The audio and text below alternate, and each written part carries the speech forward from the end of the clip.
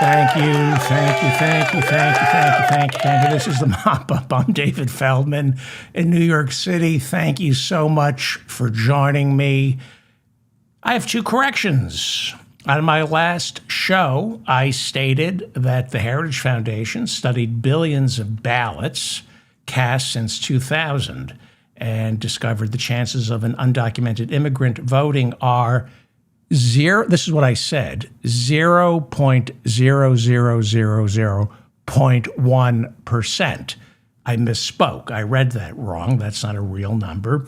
What I meant to say was the chances of an undocumented immigrant voting are 0.00001%. That's from the Right Wing Heritage Foundation, which gave us Project 2025. That was an example of my misspeaking, reading my notes wrong. Thank you to the listener who corrected me. Now, on the last show, I misspoke, but then I got my facts completely wrong. I'm in the penalty box. So here are the facts. Last Easter, Pete Hegseth, our defense chief, canceled the Pentagon's Catholic Good Friday service, but went ahead with plans for a Good Friday Protestant service. Those are the facts. There was no Catholic Good Friday service. There was a Protestant Good Friday service. And this is significant because Pete Hegseth's spiritual leader, Pastor Doug Wilson, who led the Pentagon's monthly Christian worship service back in February, has publicly stated that he doesn't believe America is anything other than a Protestant, not a Christian, a Protestant republic, and that parts of the Catholic religious service should be banned from public spaces. So I want to get my facts right. So here's what I got wrong. I stated Pete Hegseth canceled the Catholic Good Friday Mass, but allowed for a Protestant Good Friday Mass. That is wrong. I apologize because there's no such thing as a Catholic Good Friday Mass. Catholics hold services on Good Friday, but it is not a Mass. I believe they hold a Mass on the Thursday before Good Friday, but not on Good Friday. And because of my ignorance, I stated the Pentagon allowed a Protestant Good Friday Mass. There is no such thing as a Protestant Good Friday Mass or even a Protestant Mass. There are only Protestant services. I didn't misspeak. I didn't know. So I misled you. And as always, when I make a mistake, I correct it. I am finicky about my facts. Believe me, I wish I got everything wrong. I wish I wasn't telling you the truth. I wish I were an inveterate liar. Life would be so much better if what I was telling you isn't true. But I issue corrections and I misspeak sometimes, and then I will say things that are just plain wrong. And when I say them, I don't know they are wrong. So please correct me, please. In the comments section, for whatever platform you're listening to me on right now, or most importantly, hit the contact button over at davidfeldmanshow.com. If you're demanding a correction, hit the contact button at my website, davidfeldmanshow.com. Now, I read all your comments on all the platforms this show is distributed, but sometimes I'll miss a couple of them. The most effective way to correct me is through the contact page over at my website. And by the way, if you want to read the news articles I rely on to prepare much of today's show as well as future shows, check out the show prep section over at davidfeldmanshow.com. These are literally the stories sitting on my desk. Bookmark that page because it's refreshed every 15 minutes. And it should be your go-to for all the up-to-the-minute articles that should be sitting on your desk. Everything in the show prep section is either on my desk or will be on my desk after the show. Well, ProPublica and the Texas Tribune reporting that Texas Attorney General Ken Paxton, the Republican nominee for Senate, may be guilty of voter fraud despite tackling voter fraud, calling it one of his core campaign issues. According to ProPublica and the Texas Tribune, Paxton has been separated from his wife, State Senator Angela Paxton. He moved out of their home in 2024, but he's continued to vote so far in 6 separate elections, falsely claiming that property that he moved out of as his residence. This raises the possibility that Paxton voted for members of Congress as well as city council members representing districts for which he's not allowed to vote. In 2023, the Texas State Senate voted to acquit Paxton on corruption charges following his impeachment in the state House of Representatives. Paxton recently settled a years-long federal investigation after agreeing to perform court-ordered community service and attend classes in ethics. He's running, of course, against Texas state legislator James Tallarico, who we love, and is expected to be the most expensive Senate race in the country. Current polling averages show Tallarico leading, but barely, well within the margin of errors. The Democratic Party's Rules Committee voted to hold the first 2028 presidential primary in South Carolina, beating out Nevada, which was actively lobbying to be first. Joe Biden owes his nomination to his big victory in South Carolina, and he was able to get South Carolina to be first in 2024. Now, once again, it will be first in 2028. Because of South Carolina's large black population, Democrats want to make South Carolina first in order to give black voters a bigger say in establishing the perceived frontrunner. The new calendar for the 2028 Democratic primaries kicks things off on January 22nd, 2028 in South Carolina. Nevada on February 1st. Those are 2 states Harris lost. New Hampshire on February 8th. New Mexico on February 15th. Michigan on February 22nd. I'll be talking about Michigan in a second. And then it's Virginia on February 29th, right before Super Tuesday, the first week of March. In the past, New Hampshire was the first, at least for Democrats, preceded by the Iowa caucuses. Now the Iowa caucuses are buried deep into the calendar. The midterms are fewer than 100 days away.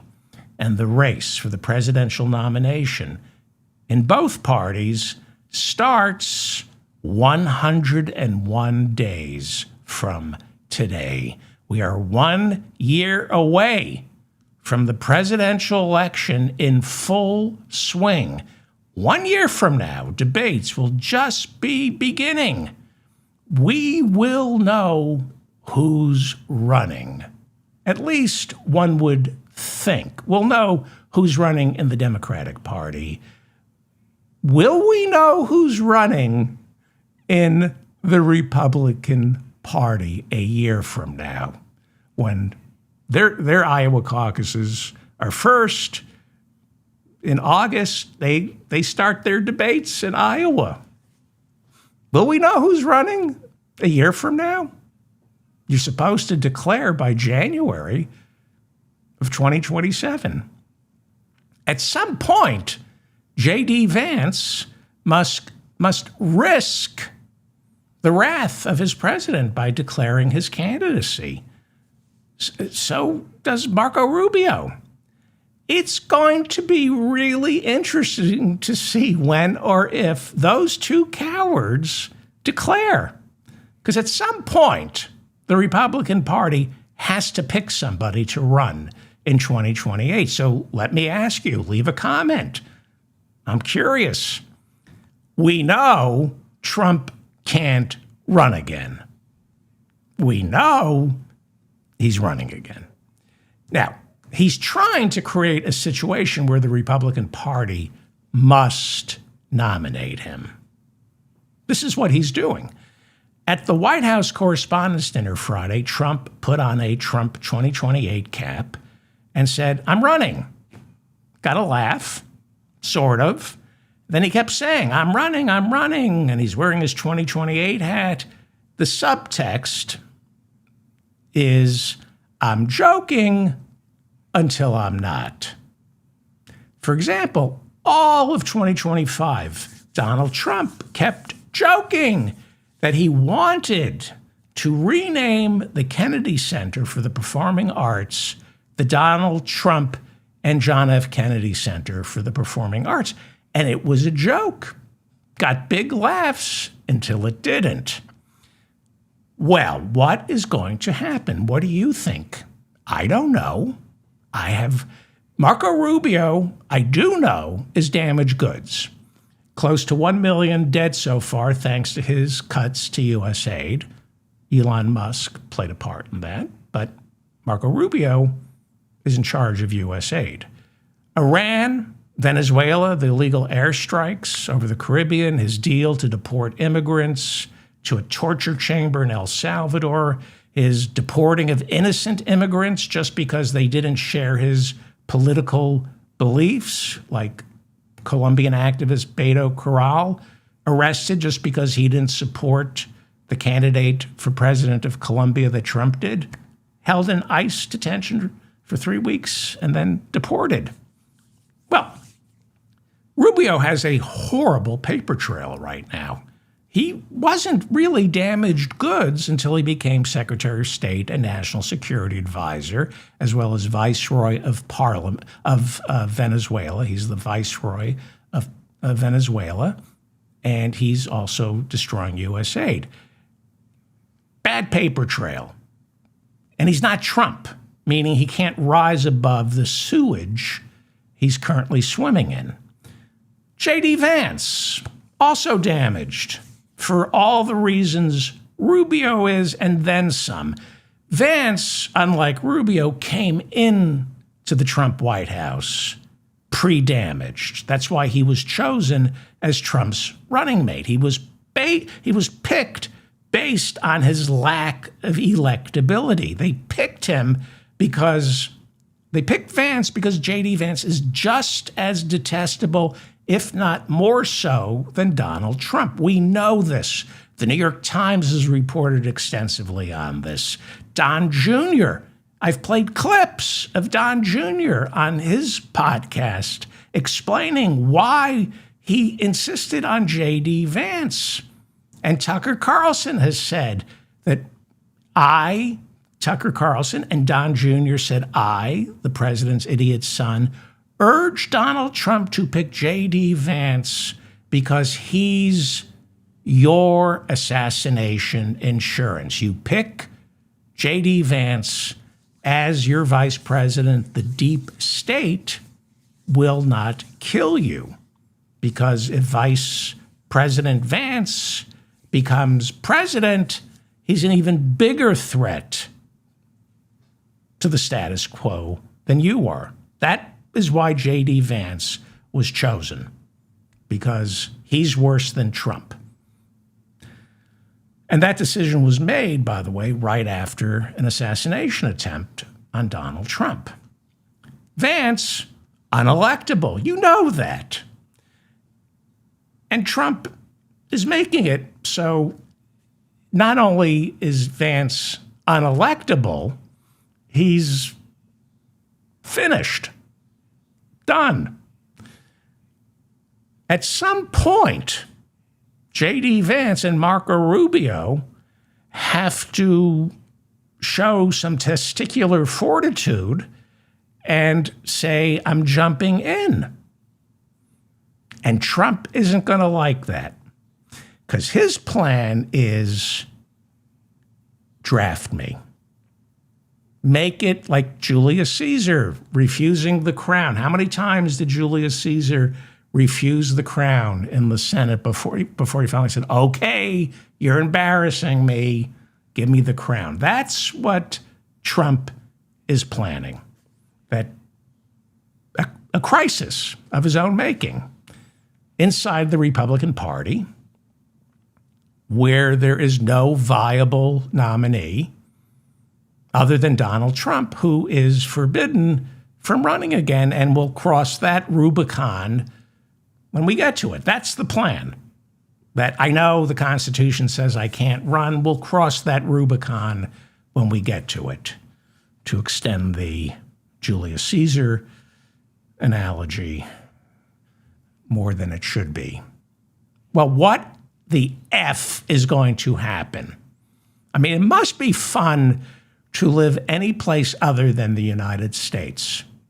I mean, this must be very entertaining to watch. I do have one sliver of hope. This is some optimism. Trump was broke in 2024. He couldn't find $500 million in 2024 after he was ordered to pay $500 million in fines to the state of New York after a judge found him guilty, civilly liable for defrauding banks and lenders. That was 2 years ago. Nobody would give Donald Trump the bond necessary for him to be able to appeal the decision, right? When they find you civilly liable, you got to put the money up. You can appeal, but you got to put the money up, and it's held in escrow. He needed a bond. He didn't have $500 billion, and nobody would give him $500 billion. Alina Habba told the judge, it is impossible for my client to come up with the bond. So they lowered the bond, even though the fine was still $500 million, and somebody came up with the bond. And he appealed the $500 million fine to the New York State Supreme Court. That fine was reversed. Not the ruling, but the fine.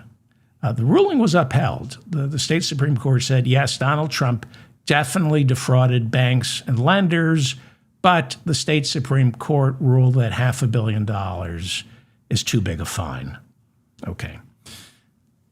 When he was elected president, again, Donald Trump didn't have money. He was financing all his lawsuits and his lifestyle through the Save America PAC, which is wire fraud. Donors paid his legal bills and Melania's hairstylists and travel.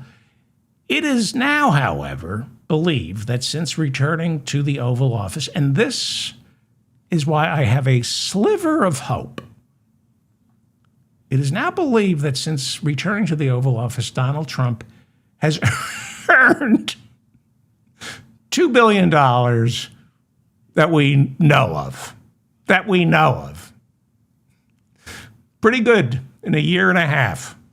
$2 billion. By the way, ABC News, their parent company, Disney, in December 2024, they cut Trump a check for $15 million to settle that defamation lawsuit. It was supposed to go to his presidential library, but new reporting shows nobody really knows where that money ended up. Before he was even sitting in the Oval Office, after he won in November of 2024, he just started filing lawsuits and making networks, 60 Minutes, CBS, you got to pay me. I want my money now because I'm going to need a lot of money because I don't have any. This is my sliver of hope that he has enough and he's going to not run again. This is my calculation. If he made $2 billion in the past year and a half, that would be $2 billion that we know of. He's probably made a lot more. I mean, Truth Social is charging $100,000 to get Trump's Truth Social posts a few hours before the rest of the market does. You know, he moves markets. So Truth Social is charging like $100,000 a month, and brokers and money managers are paying that because what Trump says as president affects the stock market, oil prices. Let's say he's got $2 billion. In America, once you have $1 billion, and I think he will leave office, I hope, with at least one, I hope he leaves office. And the only way he's going to leave office is if he has $1 billion in cash. The rest will be in real estate, stocks, cryptocurrency. I think he's going to have, by 2029, January of 2029, he's going to have $1 billion in cash, plus countless political action fund funds to draw from for his legal expenses, and then brand new business ventures where he's paid after he's president for all the favors he did while he was president. There is a distinct chance that Donald Trump, now 80, early 80s coming up, right? He might decide he doesn't need to be president anymore in order to stay out of jail or civil court. 2 weeks ago, for example, because I think he'd rather fight than govern. I think he gets off on the fight. 2 weeks ago, his lawyers had to pay E. Jean Carroll $5.6 million. That was it. The Supreme Court wouldn't take the case.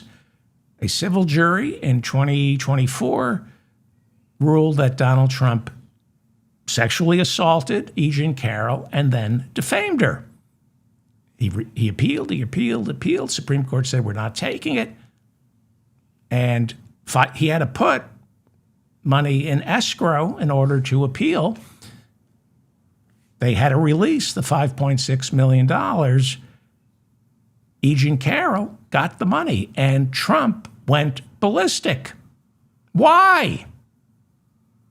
He immediately filed a motion to get that $5.6 million back. He's suing E. Jean Carroll now for the $5.6 million that the Supreme Court ordered him to pay her. Why? Because this is what he enjoys. And if you don't believe he sexually assaulted and or raped E. Jean Carroll, fighting for that $5.6 million kind of suggests there's something wrong with this guy. So why would he do that? He has unlimited resources. He's the president of the United States, meaning he's the most disappointing person on the planet. He can lose wars against Iran on a massive scale. Why would he be bothered with E. Jean Carroll? He lost to her on a tiny scale. This is what he enjoys. He's a sadist. He enjoys the game, what he can get away with. doesn't have any hobbies, obviously doesn't read, doesn't have friends. He likes to hurt people. He doesn't pay his taxes. He doesn't pay his civil judgments. And that's his game. That's Donald Trump. Not paying taxes, not paying civil judgments, not avoiding prison is Donald Trump's Wordle. He loves it. It keeps him sharp. He enjoys it. It's how he wins, because he doesn't win in anything. He certainly ain't beating Iran. So he just might decide not to run again, because now I have the money. I can spend the rest of my life fighting with people. And if you have $1 billion, you're not going to prison. You're not going to prison if you have $1 billion. There is no billionaire. Maybe I'm wrong. Can you name one billionaire who's behind bars? Sam Bankman-Fried? I don't know if he's a billionaire, maybe. What Trump is going to do is what Bush and Cheney did to avoid prison. What you do is you leave America in such bad shape, you destroy not the economy, but capitalism, the way George Bush and Dick Cheney did. You destroy the whole idea of capitalism. You leave America and the world in such peril, creating an all-hands-on-deck moment so terrifying, the last thing whoever ends up in the Oval Office will have time to do is prosecute the people who caused all this. That's how you survive. That's how Bush and Cheney survived. It's got to be so cataclysmic, nobody has time or energy to point fingers. They literally, Bush and Cheney destroyed this country and capitalism. Remember, we're all socialists now. When they came to Congress for the TARP bailout, whoever replaces Trump, if he's replaced, will just say, enough already. Let's just put this behind us and figure out what to do about the state of Florida, which is entirely underwater right now. Well, at least it's blue. I have a feeling Florida in about 3 years will be blue because it's going to be covered completely in water. This is The Mop Up. I'm David Feldman in New York City. Thank you for joining me. Please hit the like button so I remain in your feed, and share this episode. If you want to see the notes I'm working off, go to davidfeldmanshow.com and hit the big dig. I call it the big dig because you'll be digging into what I'm talking about. The notes, it's like the home version of the David Feldman Show. You can play at home. You can host your own podcast with my notes. They're on cards, so you can just play a game where you all compete to see who's more annoying, who comes closest to David Feldman. The notes are really valuable, and I'm getting a great reaction to both the show prep, which is invaluable, and my show notes. So, all right, fewer than 100 days until the midterms. The 4-year election cycle. Every 2 years we have a race for the House and about 30 to 36 Senate seats every 2 years. And every 4 years we have a race for president. There is a 4-year cycle. And this is how it works. The president gets elected and or reelected, and he only has 16 months, really his first 100 days, to do whatever he's hoping or promising to accomplish. And then after about a year and a half, the midterms begin, which means the rest of his second year in office is spent defending what he's done if he did anything. And then, right after the midterms, the race for president automatically begins.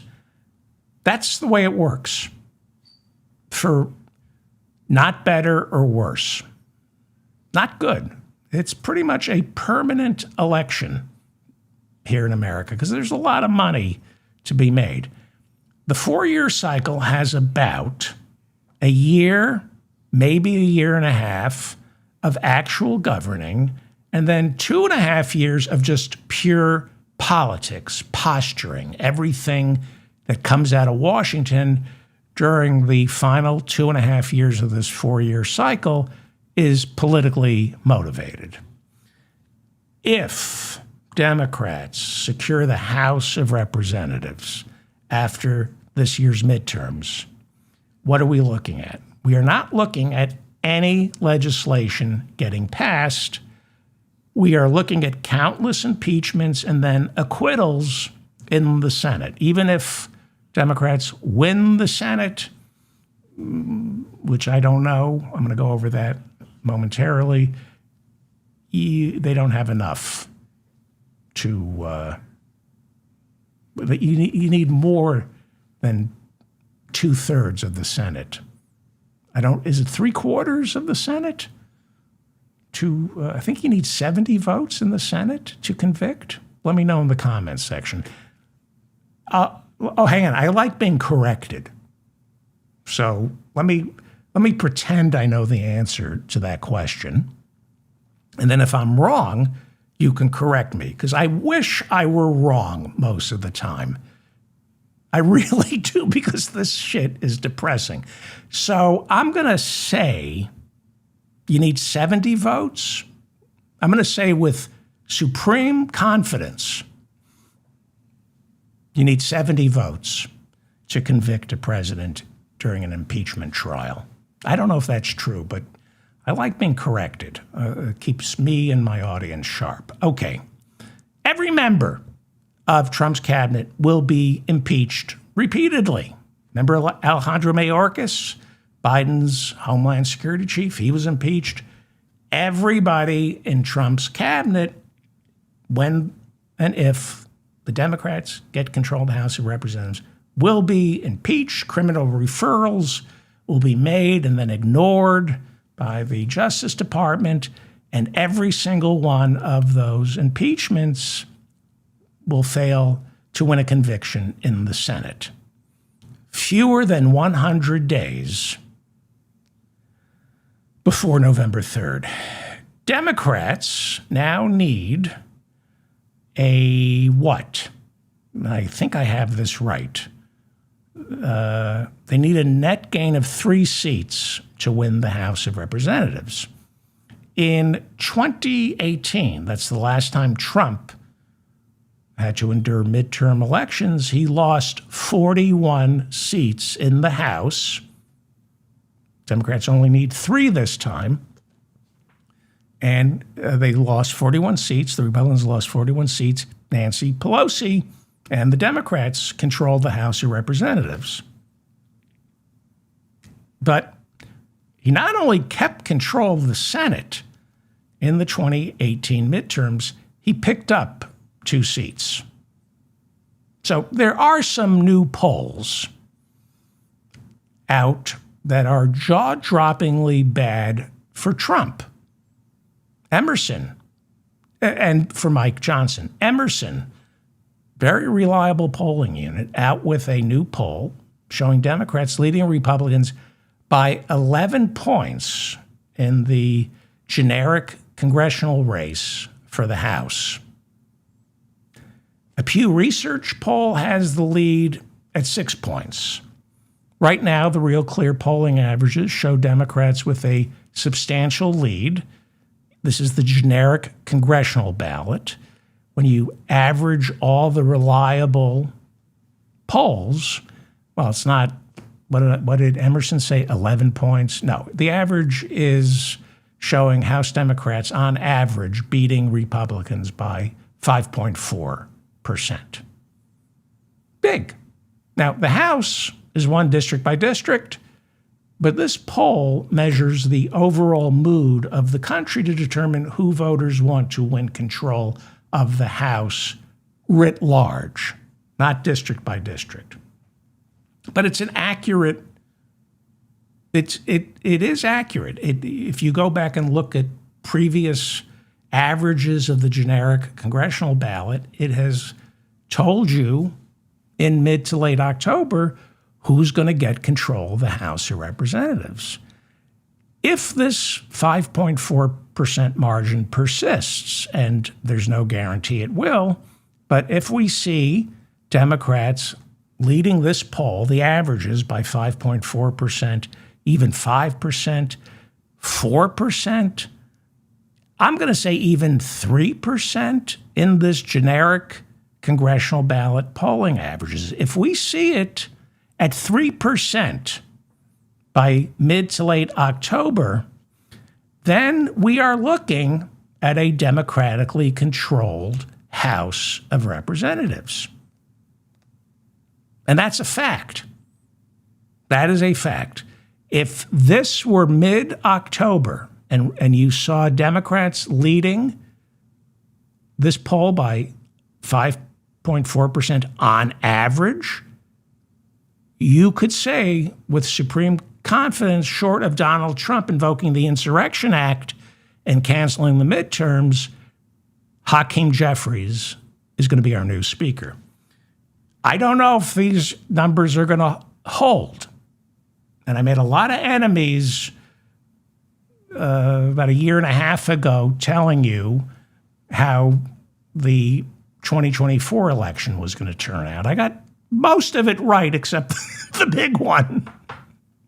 I got most of it right, except Harris. The trend lines right now do not look good for House Republicans. They look horrible. Since Trump returned to the Oval Office, Democrats have never not been leading the generic congressional ballot. It's narrowed, especially in 2025. It was at some points in 2025, the margin narrowed to 1%. But since January of this year, it's been like this. In June, Democrats had more than a 7% lead. 7%. If they have a 7% lead in the averages in mid-October, blue wave. But I don't know if that's, all I can tell you is check the generic congressional ballot averages. If you want to know in mid-October how this shakes out, at least for the House of Representatives, the generic congressional ballot will tell you, gerrymandering notwithstanding. Right now, it's down to a 5.4% lead. So the big question is turnout. And I'm not building false hopes here, but Democrats hold a distinct advantage this cycle when it comes to voter enthusiasm and turnout, which is why Donald Trump is doing everything he can to suppress the vote. If the enthusiasm gap remains as large as it is right now, where Democrats are something like 10% more enthusiastic, more likely to vote than Republicans, then this 5% margin could translate into a massive blue wave in the House of Representatives. The Washington Post on Sunday out with a new report about the Republican base's lack of enthusiasm heading into November. If you're Mike Johnson, you're not sleeping well tonight, or you are, because this nightmare is finally coming to an end. I don't think he's happy. There was a big blow up where he told Paulina Luna, I'm tired of this shit. Said it in front of children. I'm sick of your shit. And then they had to apologize to the children. Enthusiasm, voter turnout, is what determines the midterms, because midterms are really tough. Turnout in the midterms pale in comparison to a presidential election where marquee names pull people to the polls. Trump isn't on the ballot. So, his MAGA base, it's going to be hard for him to get the MAGA base out. He's not on the ballot. Earlier, I told you polls show the Democratic Party is leading Republicans when it comes to enthusiasm. We are seeing margins, not since 2018 have we seen the kind of enthusiasm gap between Republicans and Democrats. And we know what happened in 2018. The Republicans lost 41 seats in the House. Nancy Pelosi became Speaker. But Democrats did not win the Senate. In fact, Republicans not only kept the Senate, they won 2 seats. This is hard stuff to untangle. According to Sunday's Washington Post, Republicans, the pollsters, are flashing a bright red warning light that Republican enthusiasm, excitement, turnout, their promise to vote has cratered. And we haven't yet found the bottom. One pollster now saying the Republican base is so far diminished by 20%, meaning 1 out of every, 5 reliably red voters now saying they have no interest in voting come November. Again, if that's true, and it may not be, but if that's true, this is going to be huge. If this is true. And again, these are all snapshots, meaning if the midterms were held today, we would see the Democrats win control of the House, probably not the Senate. We're a little under 100 days away. Everything could change. But if it doesn't, we may be looking at a replay of 2018. 40 seats, 41 seats in the House of Representatives. That's a blue wave. Possibly a blue wave. And even though the polling can tighten, we still could see a blue wave in the House of Representatives because we don't measure the popular vote in the midterms. We just measure the wins. So if we're seeing Democrats leading by, I'm talking about the House now. If we see Democrats leading by 5.4% in the generic congressional ballot, that doesn't really tell us how each congressional district is going to shake out. So you can have a tight popular vote for the House of Representatives, but if 1 out of every 5 Republicans stays home, if that holds, then Republicans are going to lose every tight election for the House of Representatives. And even though every tight election in and of itself is not a landslide, when you add up all those tight victories for Democrats, they coalesce into a massive blue wave because the headline is Democrats flip 41 seats. They all may have been, when you're looking for control of the House of Representatives, you need a net gain of 3. Doesn't matter if those races are won by 2 votes or 200,000 votes. A win is a win. And if Democrats win these districts by razor-thin margins, that only translates into a massive blue wave and a total repudiation of Trump and his MAGA Republicans. I'm not predicting this. I'm saying it could happen. It could happen. It could happen. And again, the Washington Post showing Democrats in a new poll with 10% advantage over Republicans when it comes to voter turnout. So we're seeing a consistent pattern here so far where enthusiasm, the enthusiasm gap is in the double digits. And that's good for Democrats. Again, you've heard Trump's speeches. You know, he's desperate.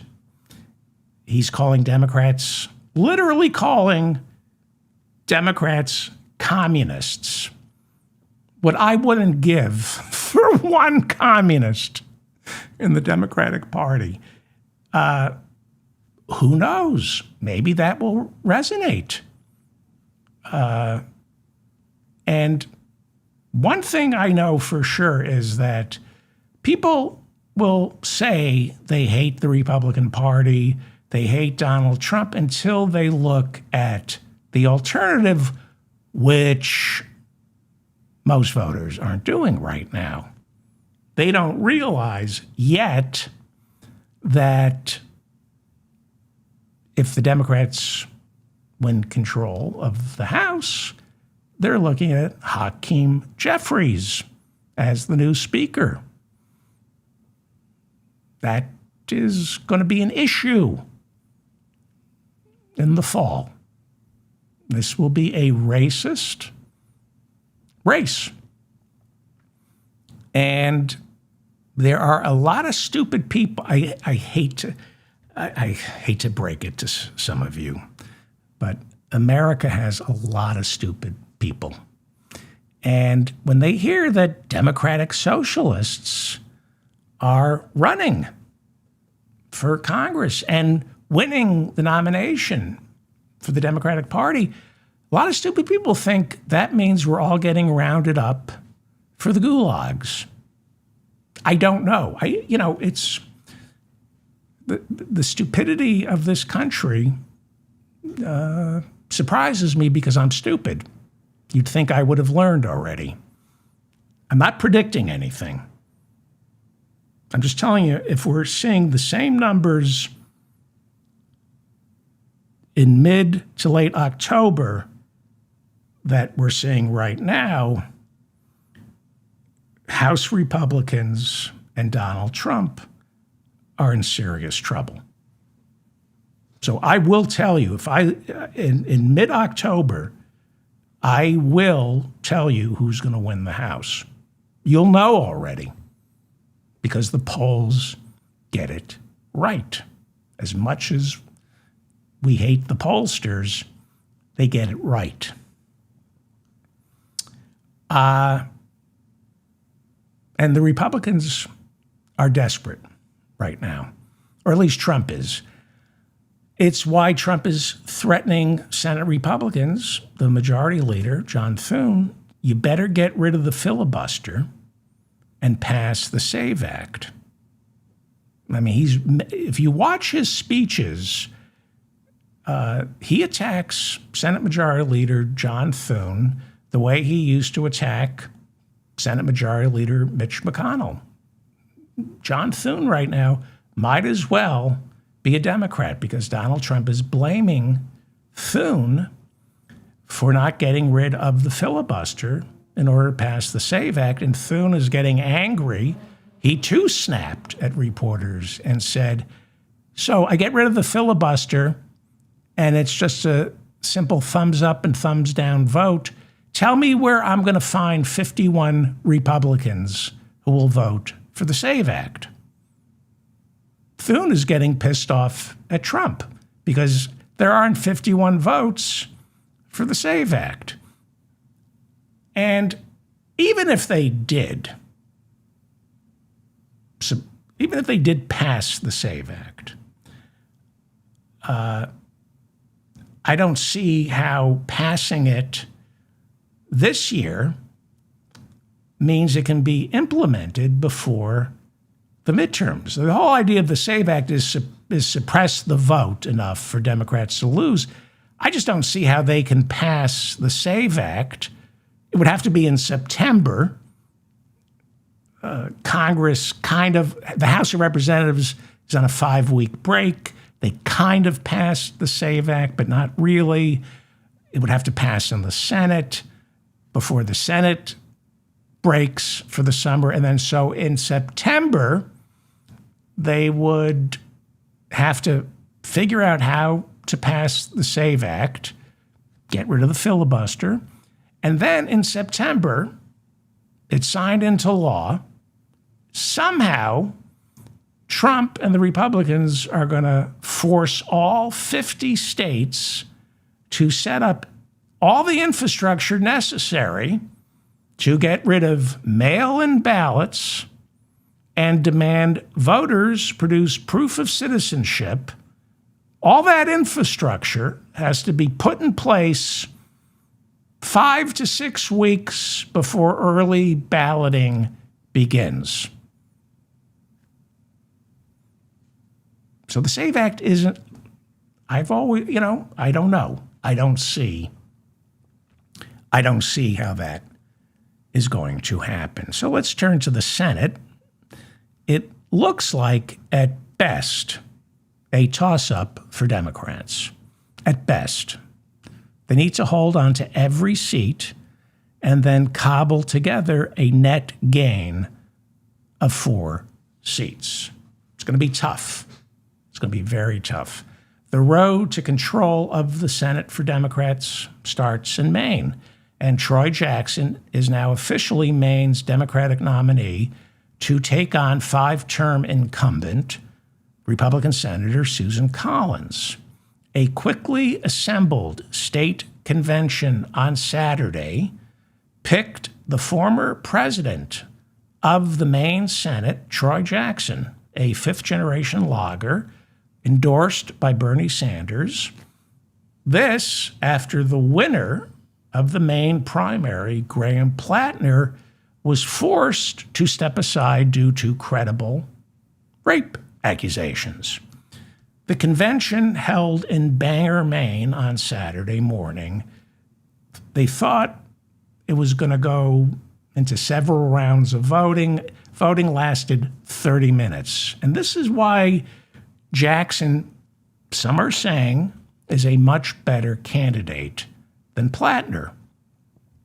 Before winning the nomination, and he won it by a vote of 566 to 5, Jackson won 566 to 5. He delivered a speech before those delegates, and he said, quote, "We are not from the left. We're not from the right. We're from the bottom." Pretty good. He is now coming under criticism. No rape, sexual assault allegations. So mainstream Democrats who don't want somebody like Jackson elected, they're now accusing him of having a horrible temper. And they say he earned a reputation as a bully while he served as Maine's Senate leader. The polls showing this race possibly flipping blue. It's too early to tell. It's in toss-up category. I only have one poll to go off. One poll was taken between the period that Plattner dropped out and Troy Jackson became the presumptive nominee last week. And it shows Troy Jackson leading Susan Collins by 3 points. Consistent, a little on the low end, but consistent with the lead Graham Plattner had over Collins before the rape allegations. So I'm optimistic. The betting markets show Troy Jackson with about an 87% chance of winning. And I'm beginning to believe that Jackson is probably a much better candidate than Graham Plattner. He shows he knows how to run a campaign and win. It was quite remarkable. We saw it in the lead up to the race for the delegates to Saturday's nominating convention in Bangor. A week before that nominating convention, they had to elect delegates.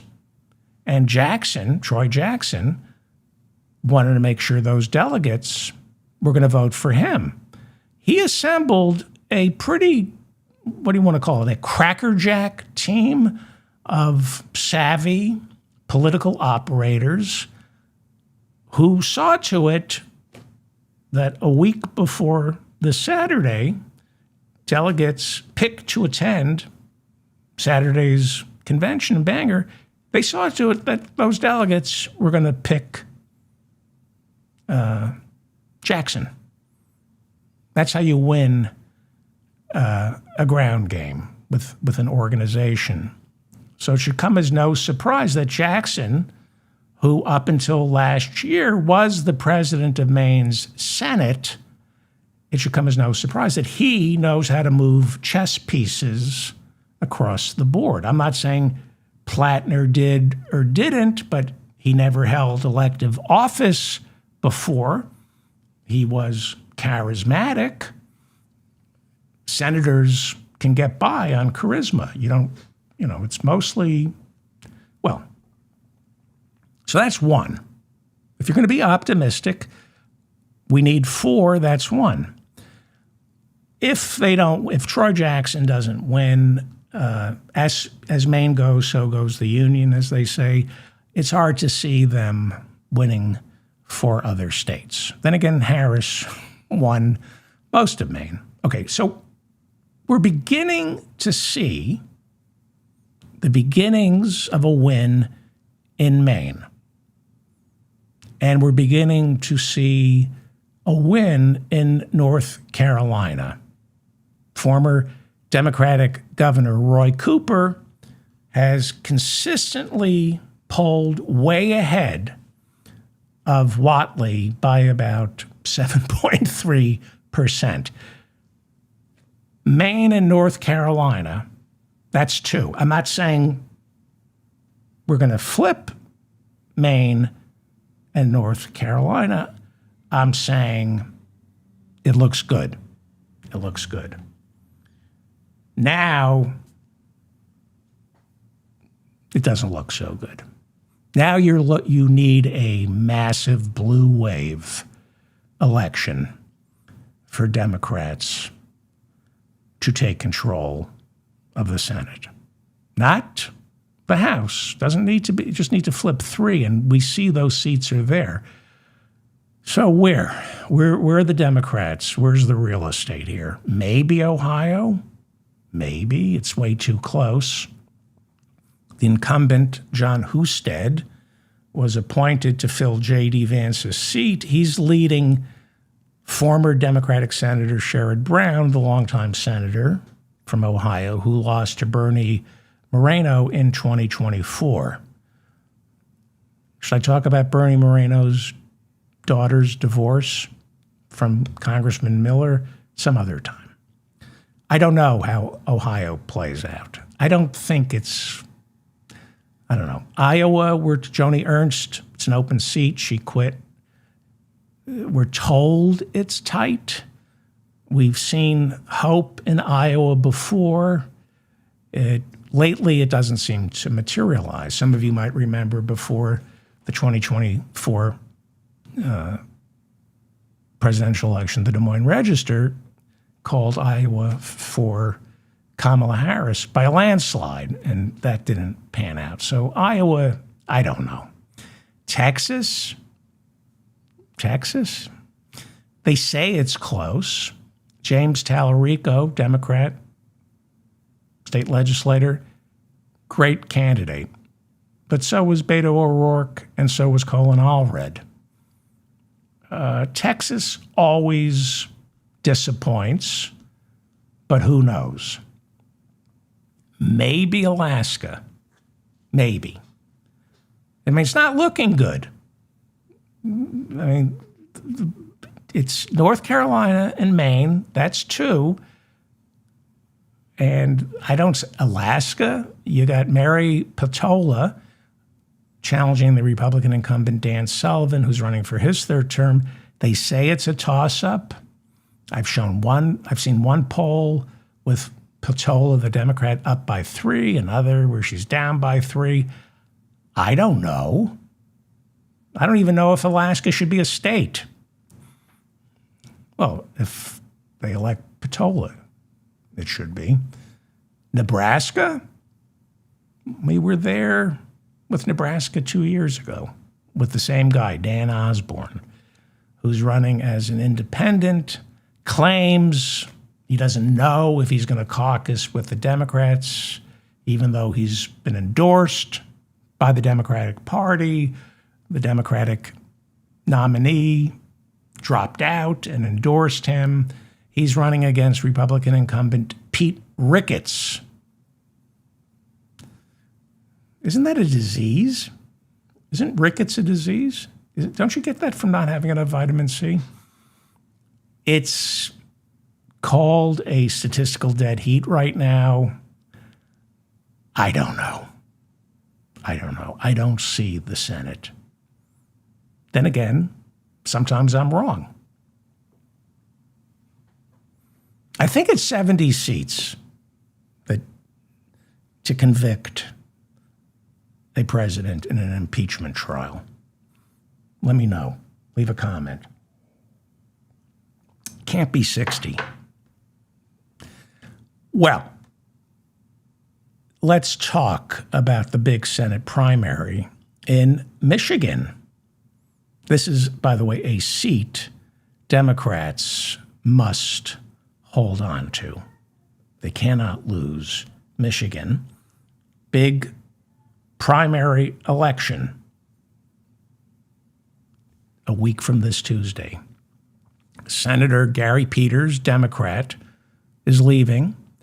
The two candidates who are running are being seen as a fight for the soul of the Democratic Party. My candidate, and I'm going to tell you why it's not a fight for the soul of the Democratic Party, and anybody who says that is full of Trump. My candidate, Bernie's candidate, is Dr. Abdul El Sayed.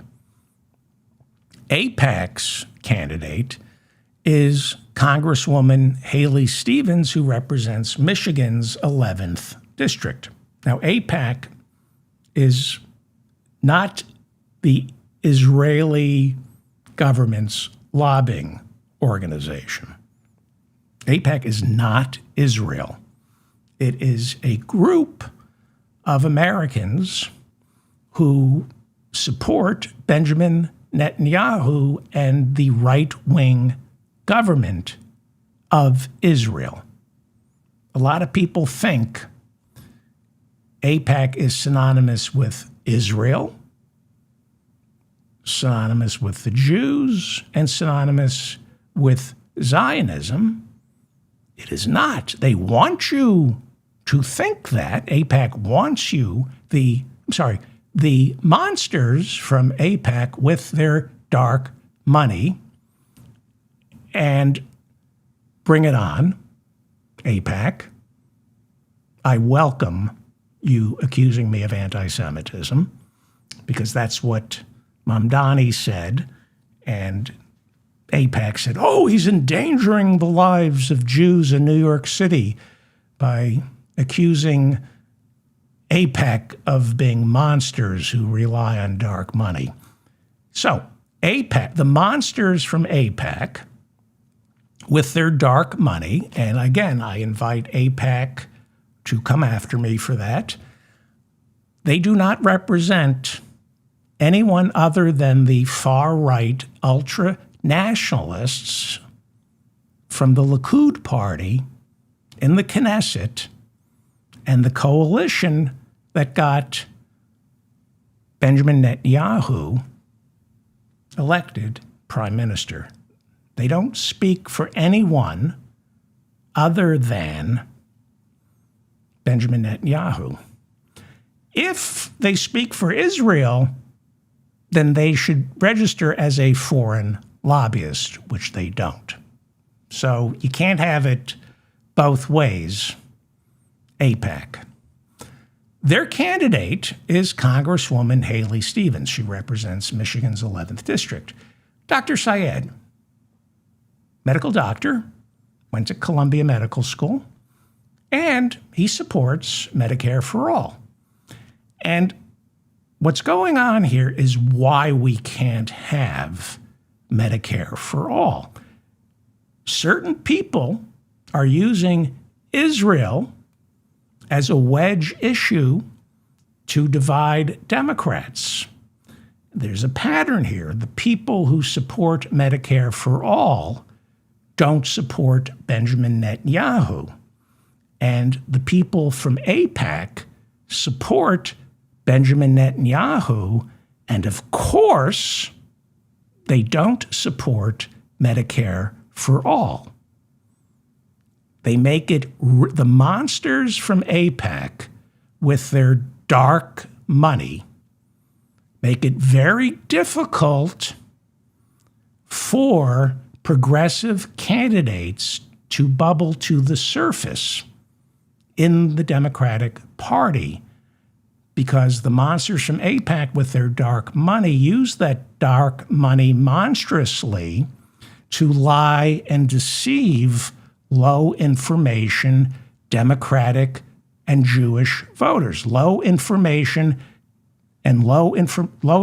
Democrats and low information Democratic Jewish voters are deceived by the monsters from AIPAC with their dark money. And I'm going to show you how, because this is a podcast, so I don't have to speak in sound bites.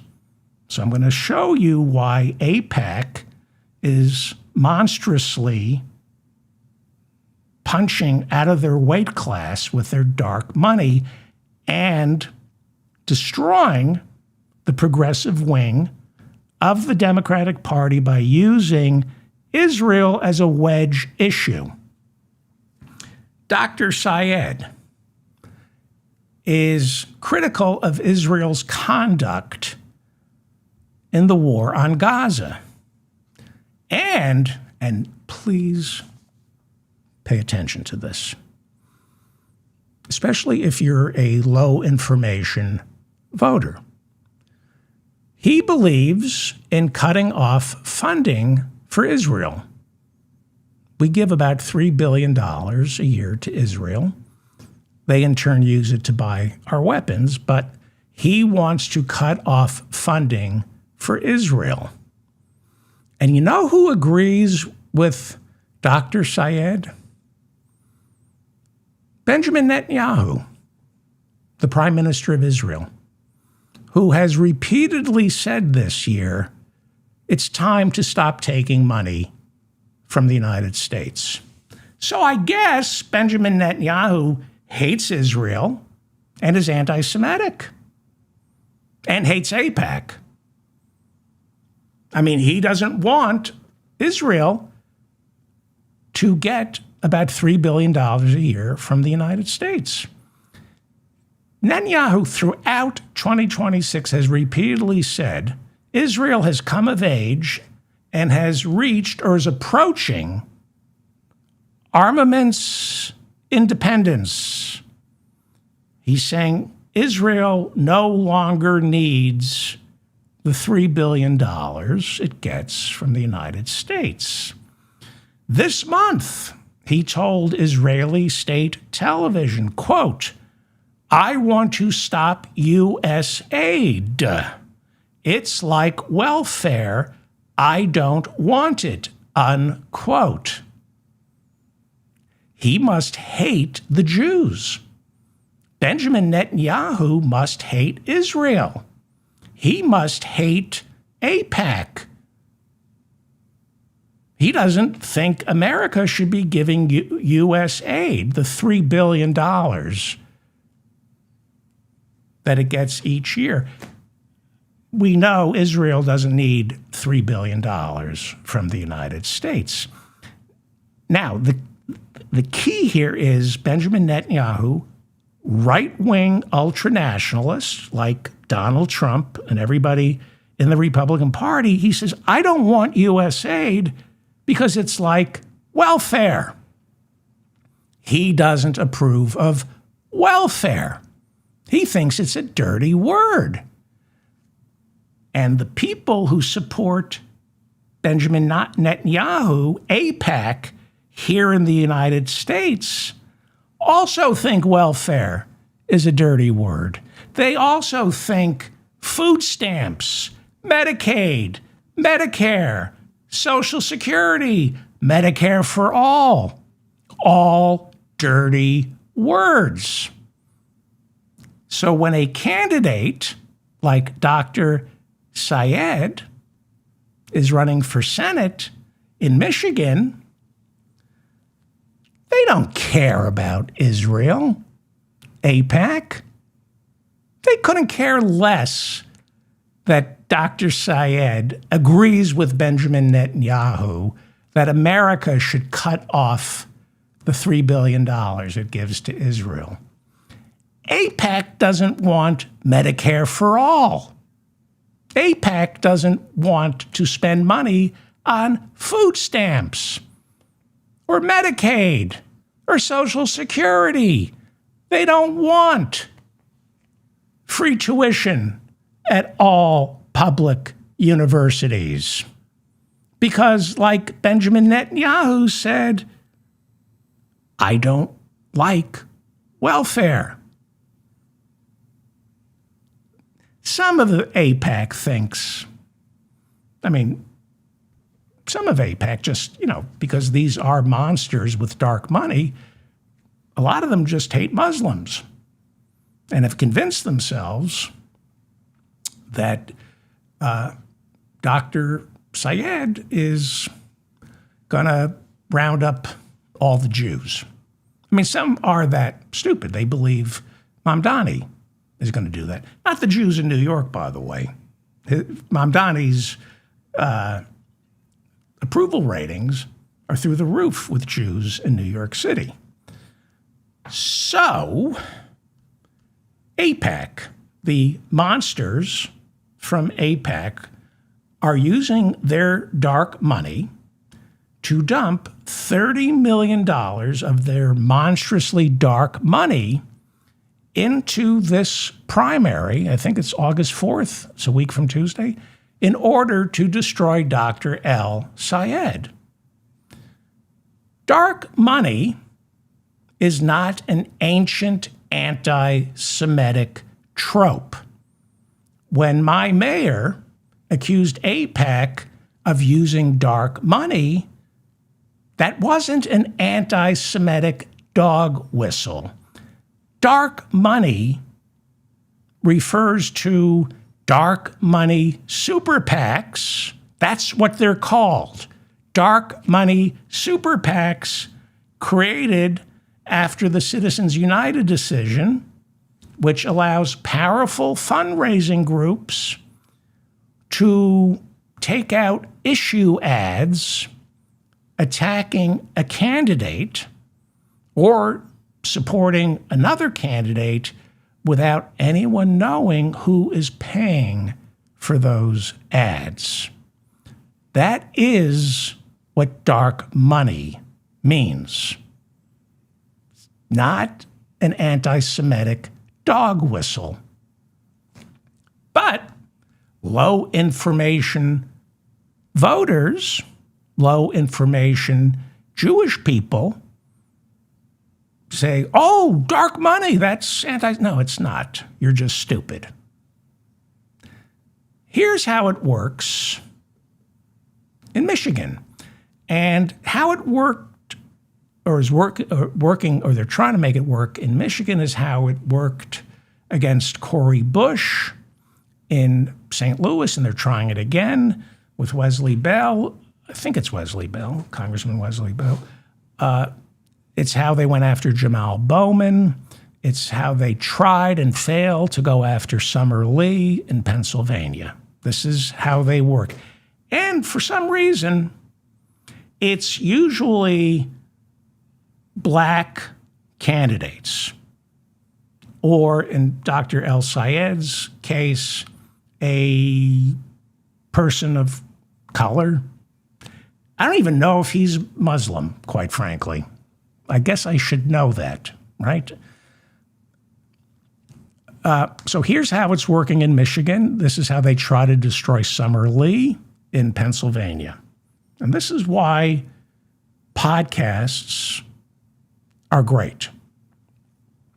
Because you can't get away with this shit on my show. Here is how it works. AIPAC, the monsters from AIPAC with their dark money. These monsters with their dark money are the lobbying arm for Likud. Again, they don't lobby for Israel. They don't lobby for the Jews. They don't lobby for Zionists. They lobby for Likud and Benjamin Netanyahu's political party. They lobby the UN. Whenever the UN wants to pass a resolution condemning the settlements in the West Bank, AIPAC lobbies the UN on behalf of Benjamin Netanyahu, not on behalf of Israel, Jews, or Zionists.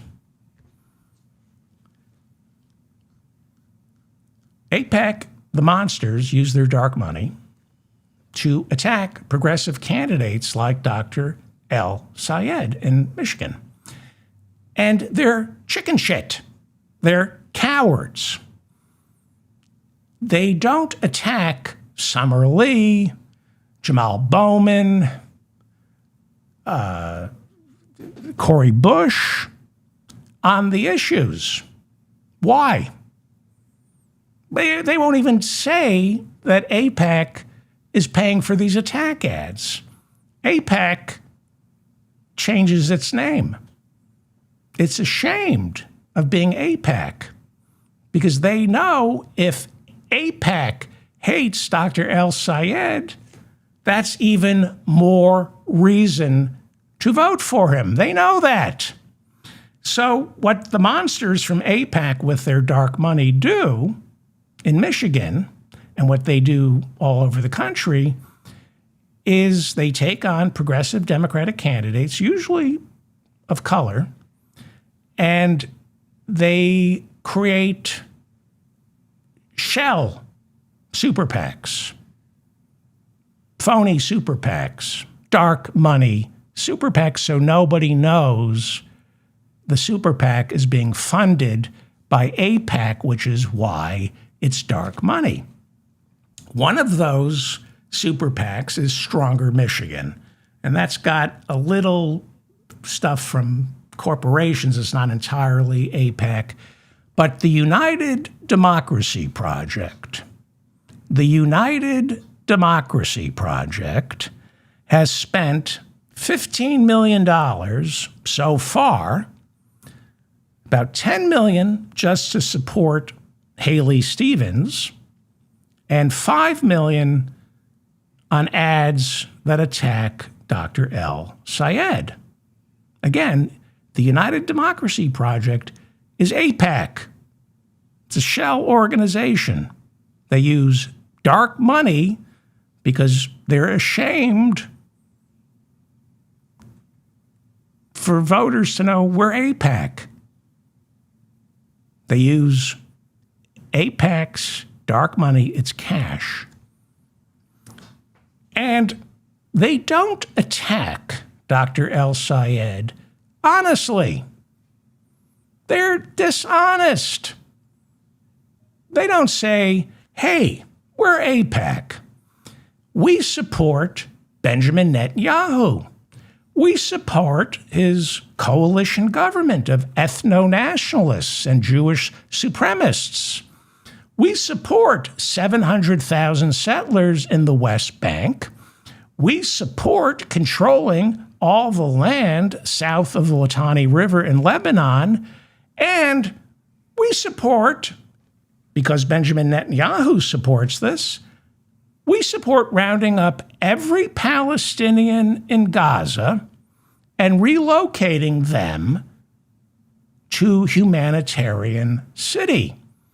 Now, you can argue apartheid and genocide all you want, but that is ethnic cleansing. You cannot dispute that the plan for humanitarian city and then what comes next, it is ethnic cleansing. We're AIPAC. So we're against Dr. El-Sayed, and we're spending all this money so you support Haley Stevens for Senate because she won't fight us on this. Well, that's not going to go over well in Michigan. It won't even go over well in Israel. The truth will not fly in Michigan, the United States, or Israel. So the monsters from AIPAC who traffic in dark money, they take out ads falsely accusing Dr. El-Sayed of disparaging women, falsely accusing Dr. Sayed of disparaging old people, falsely accusing Dr. Sayed of secretly taking money from Republican donors or giving him money because Republican donors figure he can't win the general election, so let's fund him now so he's the nominee and not Haley Stevens. These are the lies AIPAC, through the United Democracy Project, is spreading about Dr. El-Sayed. Not the issues, just lies. To spread lies about him. Will not challenge him on any of the issues because they can't. Because AIPAC is run by monsters who use dark money to destroy progressive candidates in the Democratic Party, more so than any other group within the Democratic Party. People say, well, what about Qatar? Qatar doesn't fund politicians. Qatar funds colleges and universities and spreads stuff about hatred for Israel and the Jews, but they're not supporting congressional or Senate candidates. This is unique to AIPAC. Now, you may not like what I'm saying, but it's the truth.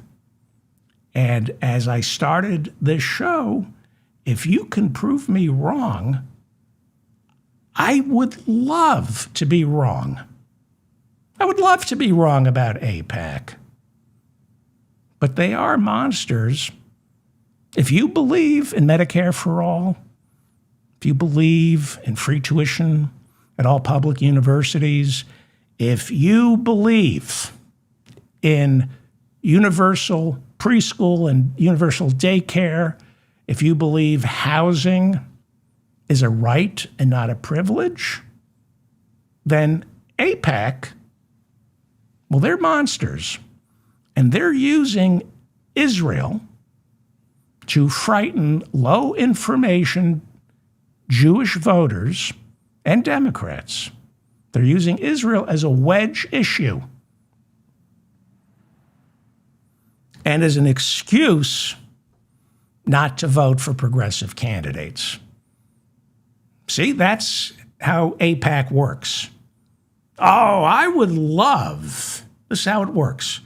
Believe me, I would love to vote for a candidate. I want Medicare for all. I want to fight climate change. But this candidate doesn't support a country I've never stepped foot in, that I don't read about, that I don't know about. Because if I did, I would know that Benjamin Netanyahu, the prime minister, agrees with Dr. El-Sayed and thinks America should not be giving Israel $3 billion a year. They're using Israel as a wedge issue to keep us from having what they have in Israel, healthcare, free healthcare for everybody. By the way, Gretchen, I'm telling you the truth. I'm telling you the truth. And if you can prove otherwise, davidfeldmanshow.com, hit the contact button. I wish I were wrong. Believe me, I wish I were wrong because I've evolved in my thinking over the past, especially the past 3 years. And it's been difficult. So I wish I was wrong. And by the way, Gretchen Whitmer, the Democratic governor of Michigan, endorsed Haley Stevens. And some of you got mad at me 2 years ago when I told you Gretchen Whitmer cannot be trusted. You cannot trust Gretchen Whitmer. I would vote for her. Can't trust her. That primary, I believe, is August 4th. I don't have a calendar in front of me. It's a dead heat. And if Dr. El-Sayed defeats Haley Stevens, AIPAC. I also want to see what AIPAC does to Cori Bush, who they destroyed 2 years ago. I think it's Wesley Bell, who AIPAC supported. He's running again in the primaries. And anybody who doesn't support Cori Bush, you're not a Democrat. You can't claim to be a Democrat and not support Cori Bush. And these voices I hear, and I have some friends who can't bring themselves to say they're Republicans, they're saying Bernie's destroying the Democratic Party. It's being turned over to the far left crazies. Well, here's what a wedge issue is, okay? When you ask James Carville, when you ask Josh Gottheimer or Senator John Fetterman, those are the three big voices right now who are claiming that Bernie Sanders is destroying the Democratic Party because he's turning it over to the far left crazies. And by the way, this is how parties win. When there's this kind of infighting, it's good for the party. It's good to fight this way. So long as you vote for Gretchen Whitmer in November if she's the candidate. We had this fight in 2020. It was a good fight. I hated Biden. I hated Harris. I hated Buttigieg. I fought them every step of the way until they were the nominees, and then I loved them. So this is how it's supposed to be done, okay? This is why the Republicans do so well. They're constantly fighting. We keep hearing about, the crack up in the Republican Party, the Civil War. They're doing that crack up is going pretty well. They control every lever of power in Washington, D.C. So when you talk to a Democrat who claims Bernie and AOC are destroying the Democratic Party because they're getting far left crazies elected, ask them, these are Democrats, so they won't punch you. Ask them, what is it that's so crazy?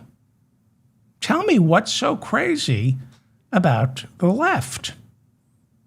Medicare for all? Is that crazy? Raising the minimum wage? Minimum wage is $7.25. You don't think it should be raised? Tackling climate catastrophe? Universal preschool? What's so crazy?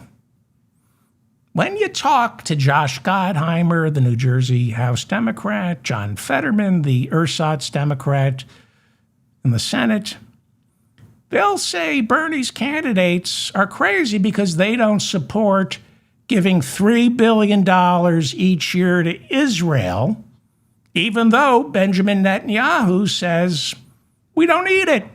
Benjamin Netanyahu says we should zero that out. But my side, Bernie's side, AOC's side, Dr. El Sayed's side, we're crazy because maybe we're a little critical of how Israel is conducting the war in Gaza. That makes us crazy. This is the Mop-Up. I'm David Feldman in New York City. Thank you for joining me. If I got any facts wrong, please correct me. If you have an opinion on this, knock yourself out. I don't need opinions.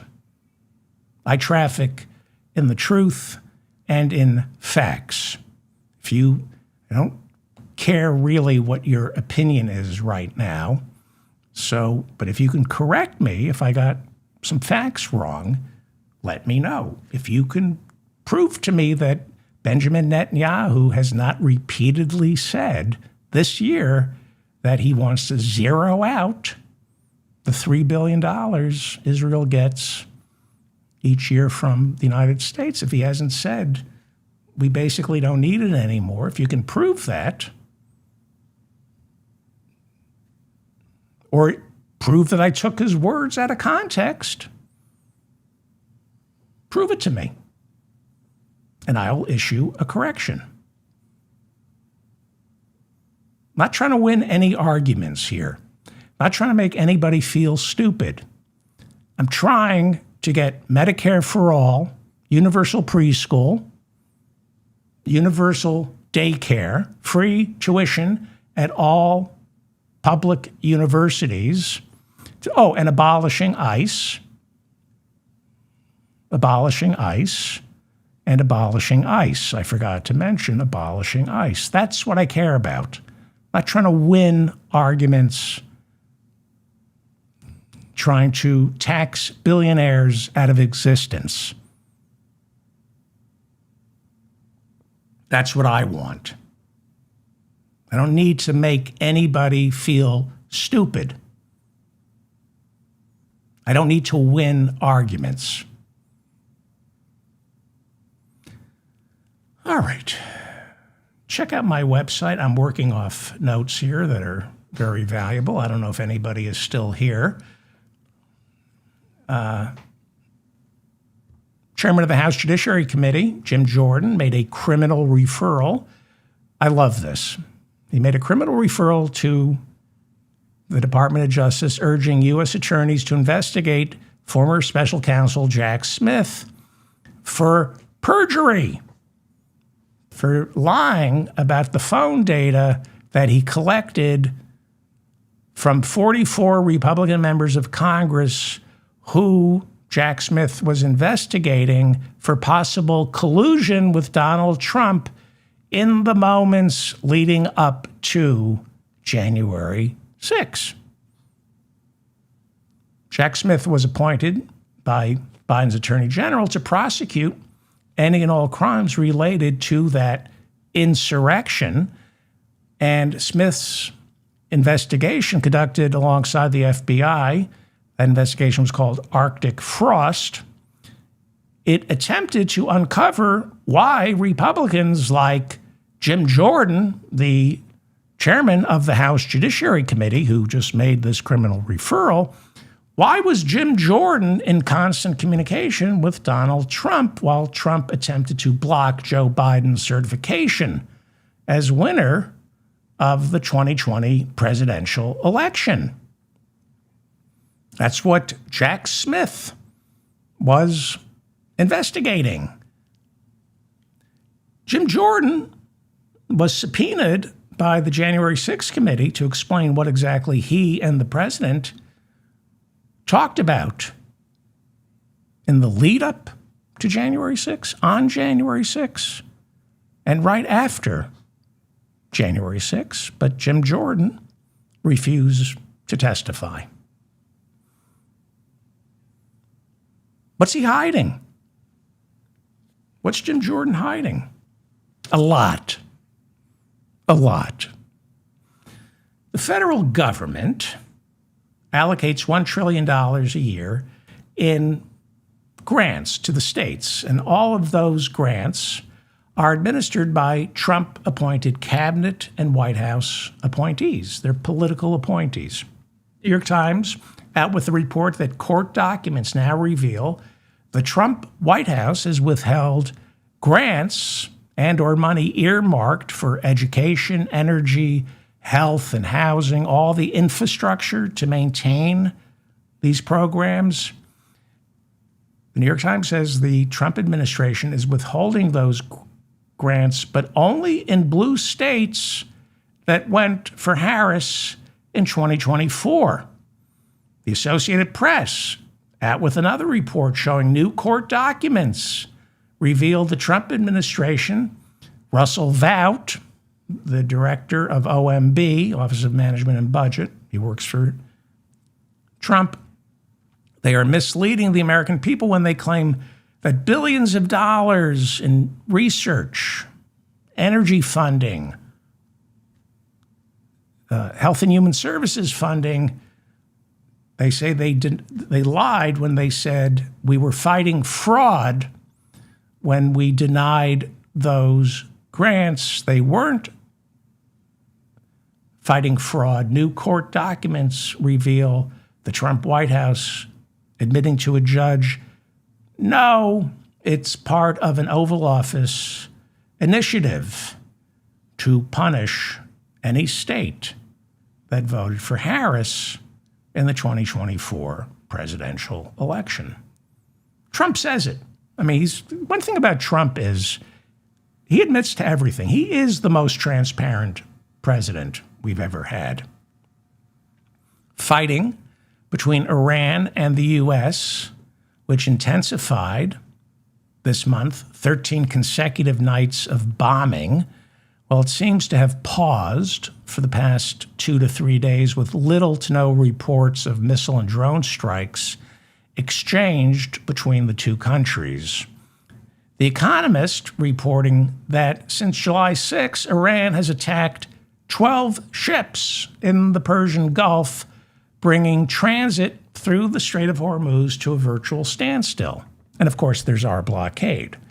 On Sunday, there were reports of a tanker avoiding Iranian tolls that ran over a mine planted by the Iranian Revolutionary Guard. That hasn't been confirmed, but it looks like the Iranian Revolutionary Guard is now mining parts of the Strait of Hormuz that straddle the coast of Oman because they want ships to go Iran side and pay tolls. The war enters its 5th month on Tuesday, and as of Sunday, the midterms are 100 days away, and we have a president unable to get out of the least popular war in American history, at least in modern American history. Since wars were polled, this is now the least popular war in modern American history as oil once again touches the $100 a barrel mark. That's the highest in 2 months. The average price for a gallon of gas in the United States is about $4 and some change. It's $4 and some change.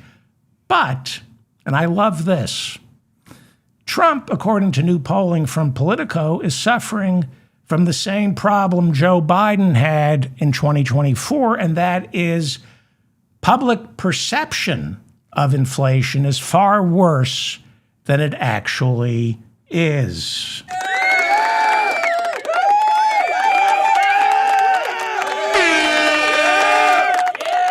Yes. 3 out of 5 Americans, 60% of Americans say fuel costs are more expensive than they actually are. This is why Harris lost, because Americans don't know what inflation is, they just feel it.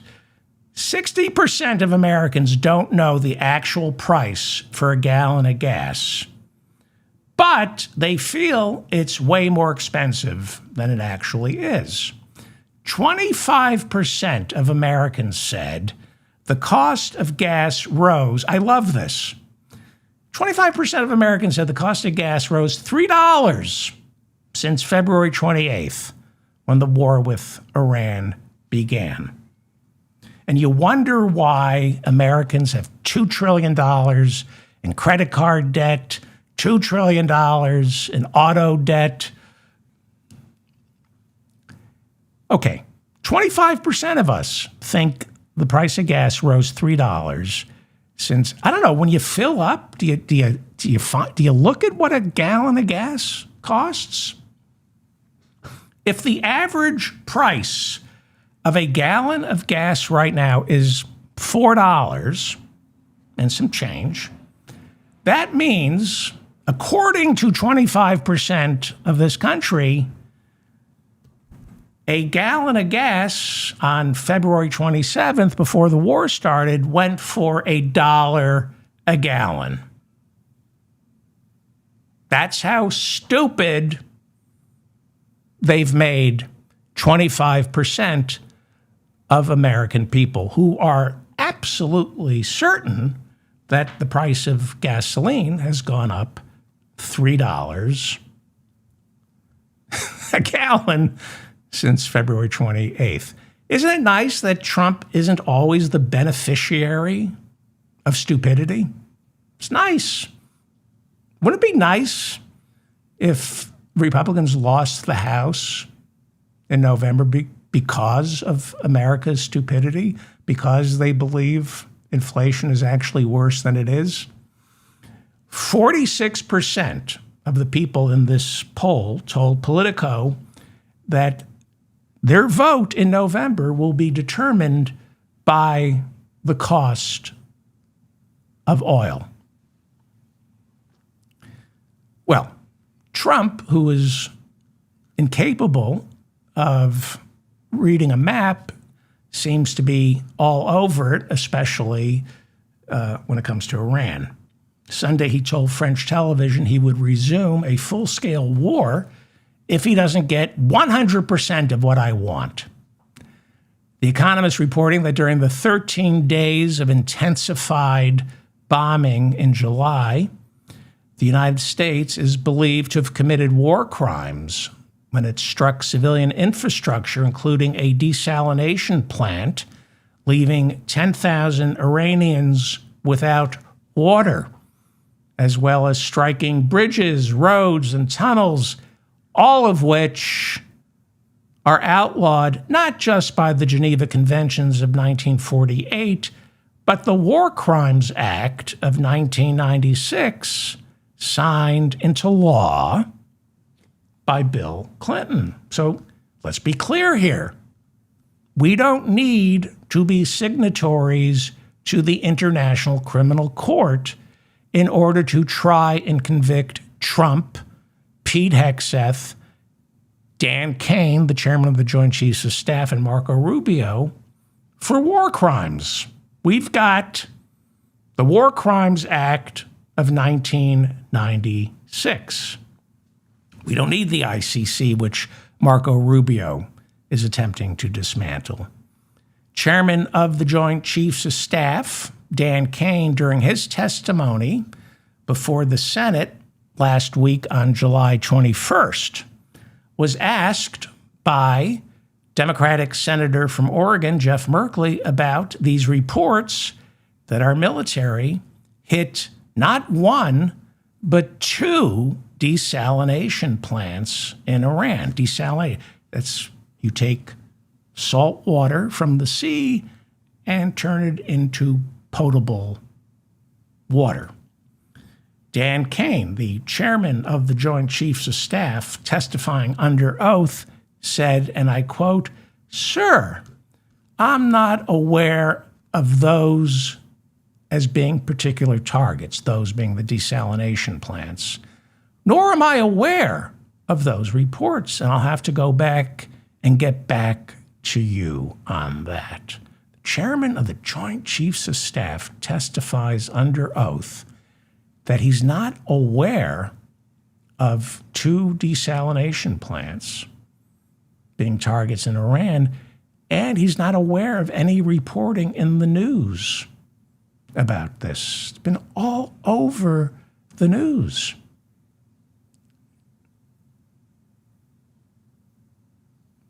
He's lying.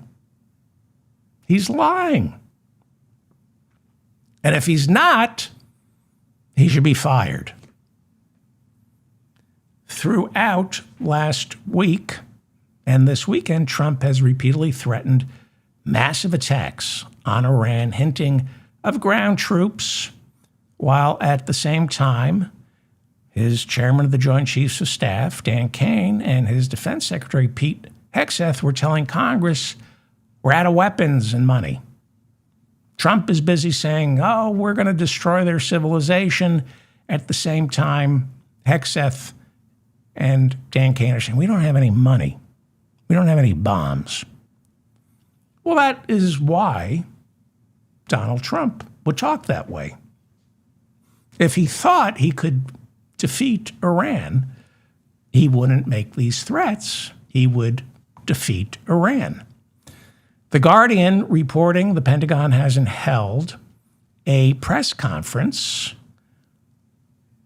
on the war in more than 2.5 months. The Guardian also reporting that since fighting began on February 28th, more than 430 soldiers have been injured, with 18 dying.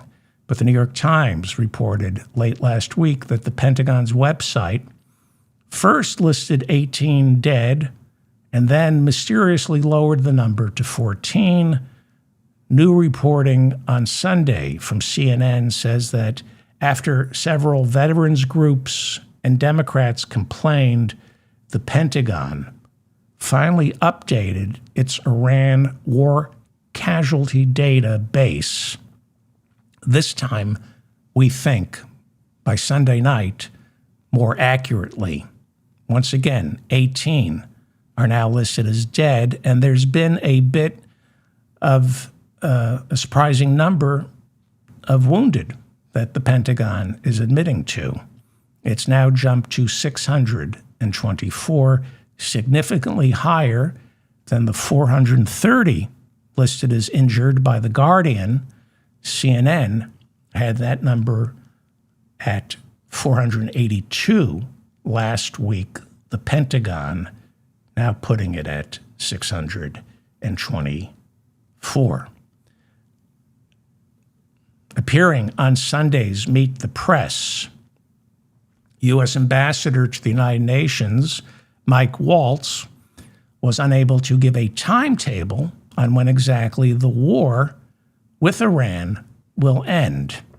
A new CBS poll out Sunday shows 67% of Americans want an immediate end to this war, which Mike Waltz on Sunday called phenomenally successful, which is why 67%, it's so successful, 67% of Americans are saying, hey, let's end it. It's over. We won. Can't get Hormuz to open, and it looks like the Bab el-Mandab Strait might be closed, but let's end it. The Wall Street Journal out with a report Sunday revealing that prior to his untimely death, Lindsey Graham allowed a documentary film crew to follow him for the past 3 years. The Journal reporting that Graham is now caught on tape telling the documentary crew at the start of the war, back on February 28th, Lindsey Graham is on tape saying that our president, Donald Trump, was, quote, jacked over this war. Jacked. He's jacked up. Graham added that Trump told him attacking Iran, quote, is the best thing I have ever done. For Putin? For people who are rooting against America? That's what he said on February 28th and March 1st, that being talked in to this attack on Iran by Benjamin Netanyahu, quote, is the best thing I've ever done. And then the Wall Street Journal says the documentarians have Graham on tape turning to the camera and saying of Donald Trump, quote, he loves blowing stuff up. That's true. He does. He thinks blowing stuff up, destroying things, is a win. According to the Wall Street Journal, Lindsey Graham told the filmmakers he doesn't trust Jared Kushner or Trump's peace envoy, Steve Witkoff, to make a deal with Iran due to their conflicted financial interests, and that only Marco Rubio, our Secretary of Lindsey Graham was Secretary of State, or wanted us to believe that. Marco Rubio, our Secretary of State, according to Lindsey Graham, was the only one who could negotiate a real deal with Iran. God, I wish I were lying. I wish I was getting all my facts wrong. I really do. The Daily Beast now reporting Trump was asked by reporters Friday in the Oval Office, when will Venezuela be allowed to hold free and open elections? Hey, when are we going to be allowed free and open elections? Well, about Venezuela, Trump told reporters, quote, as far as the elections in Venezuela, they're not really ready for them yet. But boy, a lot of progress has been made. So you got Marco Rubio, Secretary of State, who's the viceroy of Venezuela, and they've decided Venezuela isn't ready for elections yet. So Trump's answer then focused primarily, you're going to love this, on how successful January's invasion, the kidnapping of Nicolas Maduro was, and he bragged about the invasion of Venezuela. He said, for a long time, I've known Venezuela. And, I'm not making this up. So he's talking about Venezuela. I've known that country, he said. And, I owned the Miss Universe pageant, and Miss Venezuela always did very well in that pageant. So I know something about Venezuela. Now, yeah, I'd like to think he's joking. Not choking. Joking. I'm choking. The Daily Beast also reports that while Trump owned the Miss Universe contest, Miss Venezuela won it 4 times, the first woman to win Miss Venezuela while Trump was the owner of the Miss Universe pageant, said in 2016 that Trump often tormented her, accusing her of getting fat during her reign as Miss Universe. I think her name was Machado, right? Yeah. Trump administration has ordered the Department of where am I? The Department of Interior to post signs outside the Smithsonian Institution warning visitors that information inside that museum is incorrect because it furthers a left-wing agenda that discredits the greatness of America.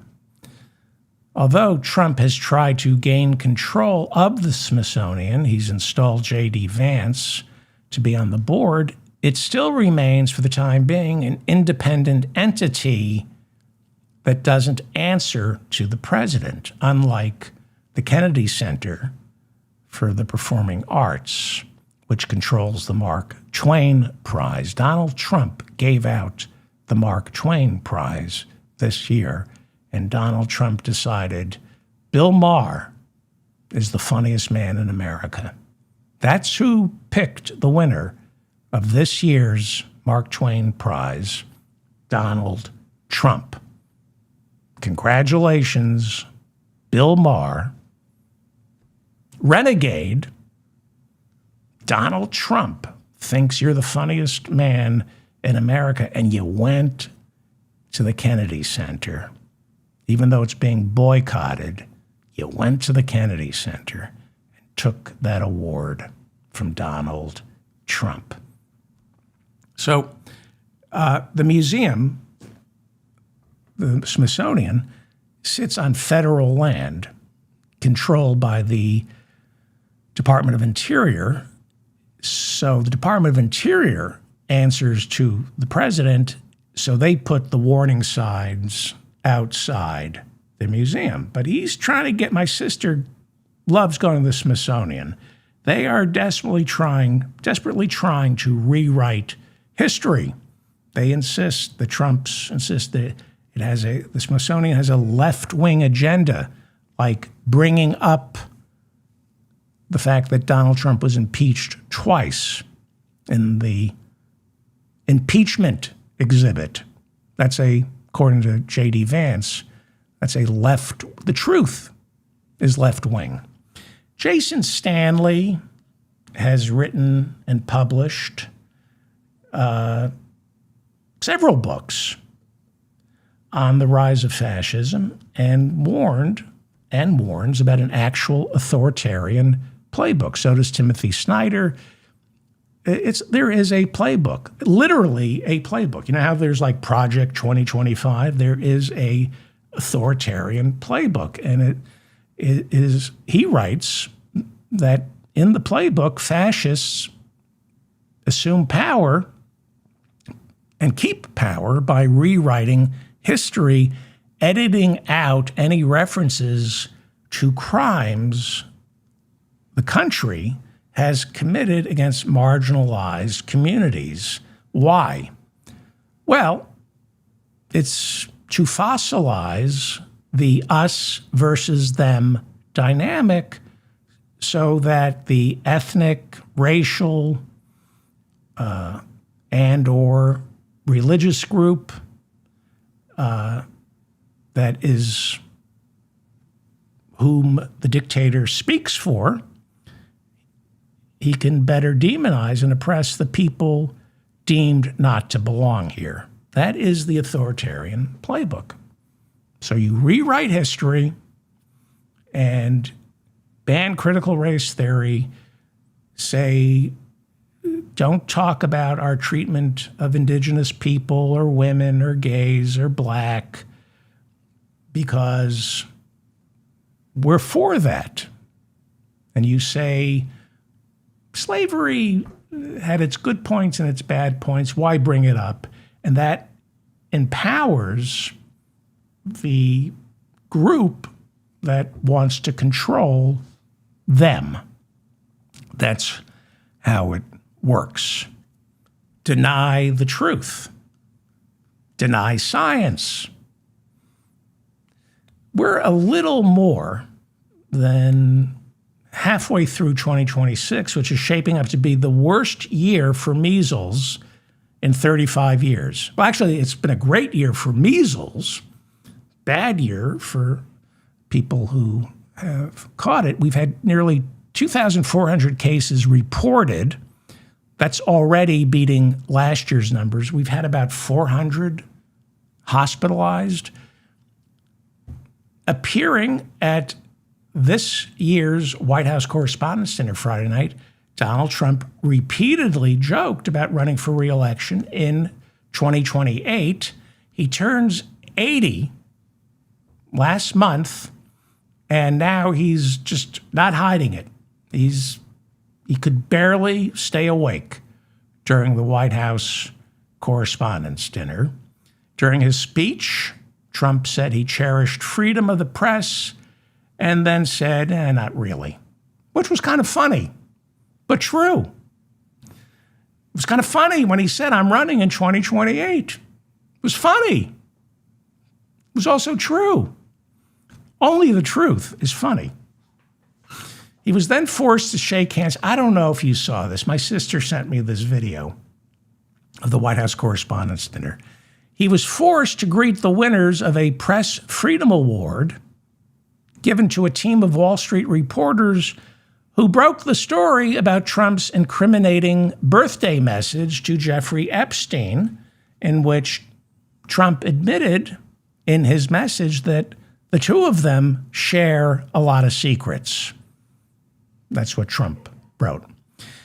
It was pointed out Friday night that Trump is suing the Wall Street Journal for $10 billion because of that story. Wolf Blitzer introduced the team, and Trump is watching, and Wolf Blitzer points out that Trump is suing the Wall Street Journal for $10 billion because of this story. And Trump, it's pretty amazing. Trump is just shrugging and laughing. Yeah, I guess I am. And, it's really funny. If I didn't live here, I'd be in stitches. Well, I'm going to be in stitches because I live here. A new report out since returning to the Oval Office, Donald Trump has filed nearly $40 billion in lawsuits against his perceived enemies.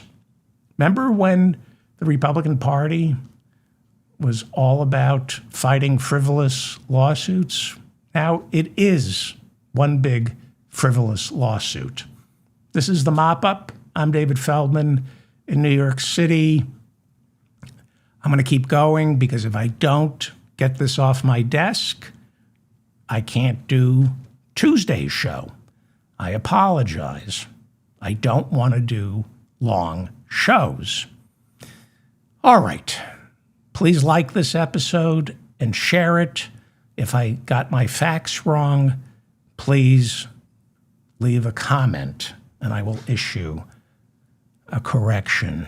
On July 7th, ICE agents in Houston shot to death Lorenzo Salgado Araujo, a Mexican national living in the United States for 35 years during a routine traffic stop. Maybe that's what it was. We're not quite sure. Homeland Security first said Araujo had a criminal record. That was a lie. He did not. They said he was wanted by immigration. Then we found out that was a lie. That he had weaponized his car and the ICE agent was forced to shoot in self-defense. But that was a lie because the bullet entered through the side, not the front windshield. And while video of the murder has yet to be released, witnesses all say ICE is lying. Now, ICE, ICE, caught in yet another one of their big lies about the murder of Lorenzo Salgado Araujo. After his murder, the Department of Homeland Security claimed Araujo was carrying a bag of methamphetamines. Of course, that's still no reason to shoot him. And of course, we have now learned it's just another lie. In Harris County, Texas, where Araujo was murdered, the district attorney, Sean Terr, announced Friday that the bag, believed to be methamphetamines, came back testing negative. His office issued the following statement, quote, "We can confirm the substance found in Lorenzo Salgado Araujo's van tested negative for narcotics or illicit drugs. We have notified Salgado Araujo's family because we felt they had the right to know.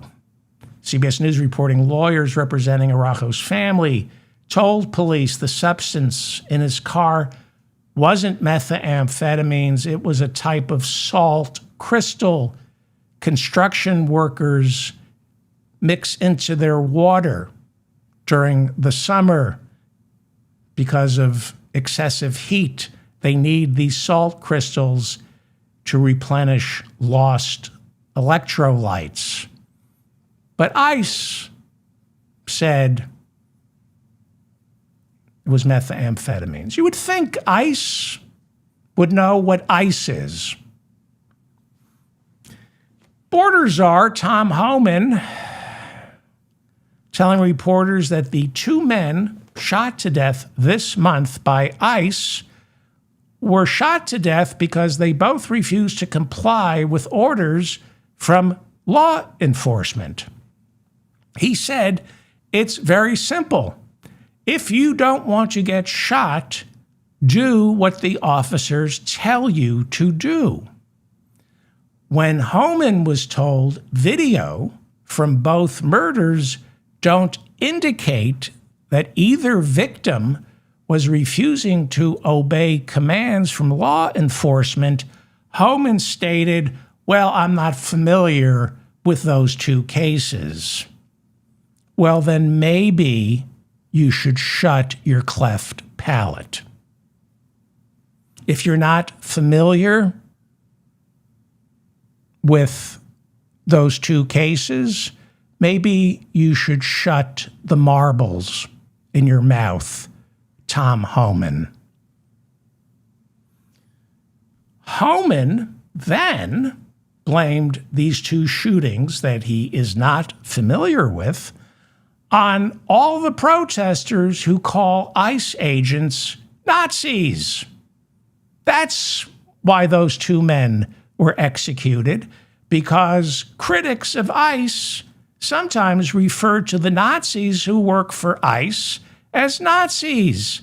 Tom Homan, who would be very at home inside the SS, but they would never have had him. He wouldn't have made the cut. Maybe the SA. Kind of looks like Ernst Röhm.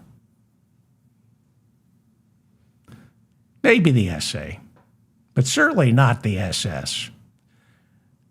Tom Homan, who would be very at home in the Third Reich, said, when protesters make ridiculous accusations calling ICE agents Nazis, it turns up the temperature, and that's why people are getting shot to death by ICE agents. So, because somebody says ICE agents are Nazis, ICE agents are going to respond by shooting people to death because they don't like being called Nazis. You know who does that? Nazis. That's what Nazis do.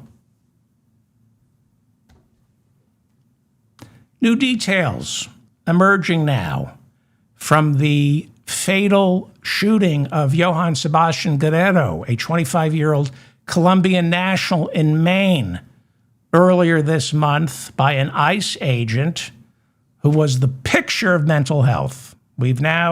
This ICE agent, they really know how to vet them. Tom Homan really knows how to vet those ICE agents. By the way, the Markwayne Mullett, who is head of Homeland Security, his pick to head ICE is a chauffeur.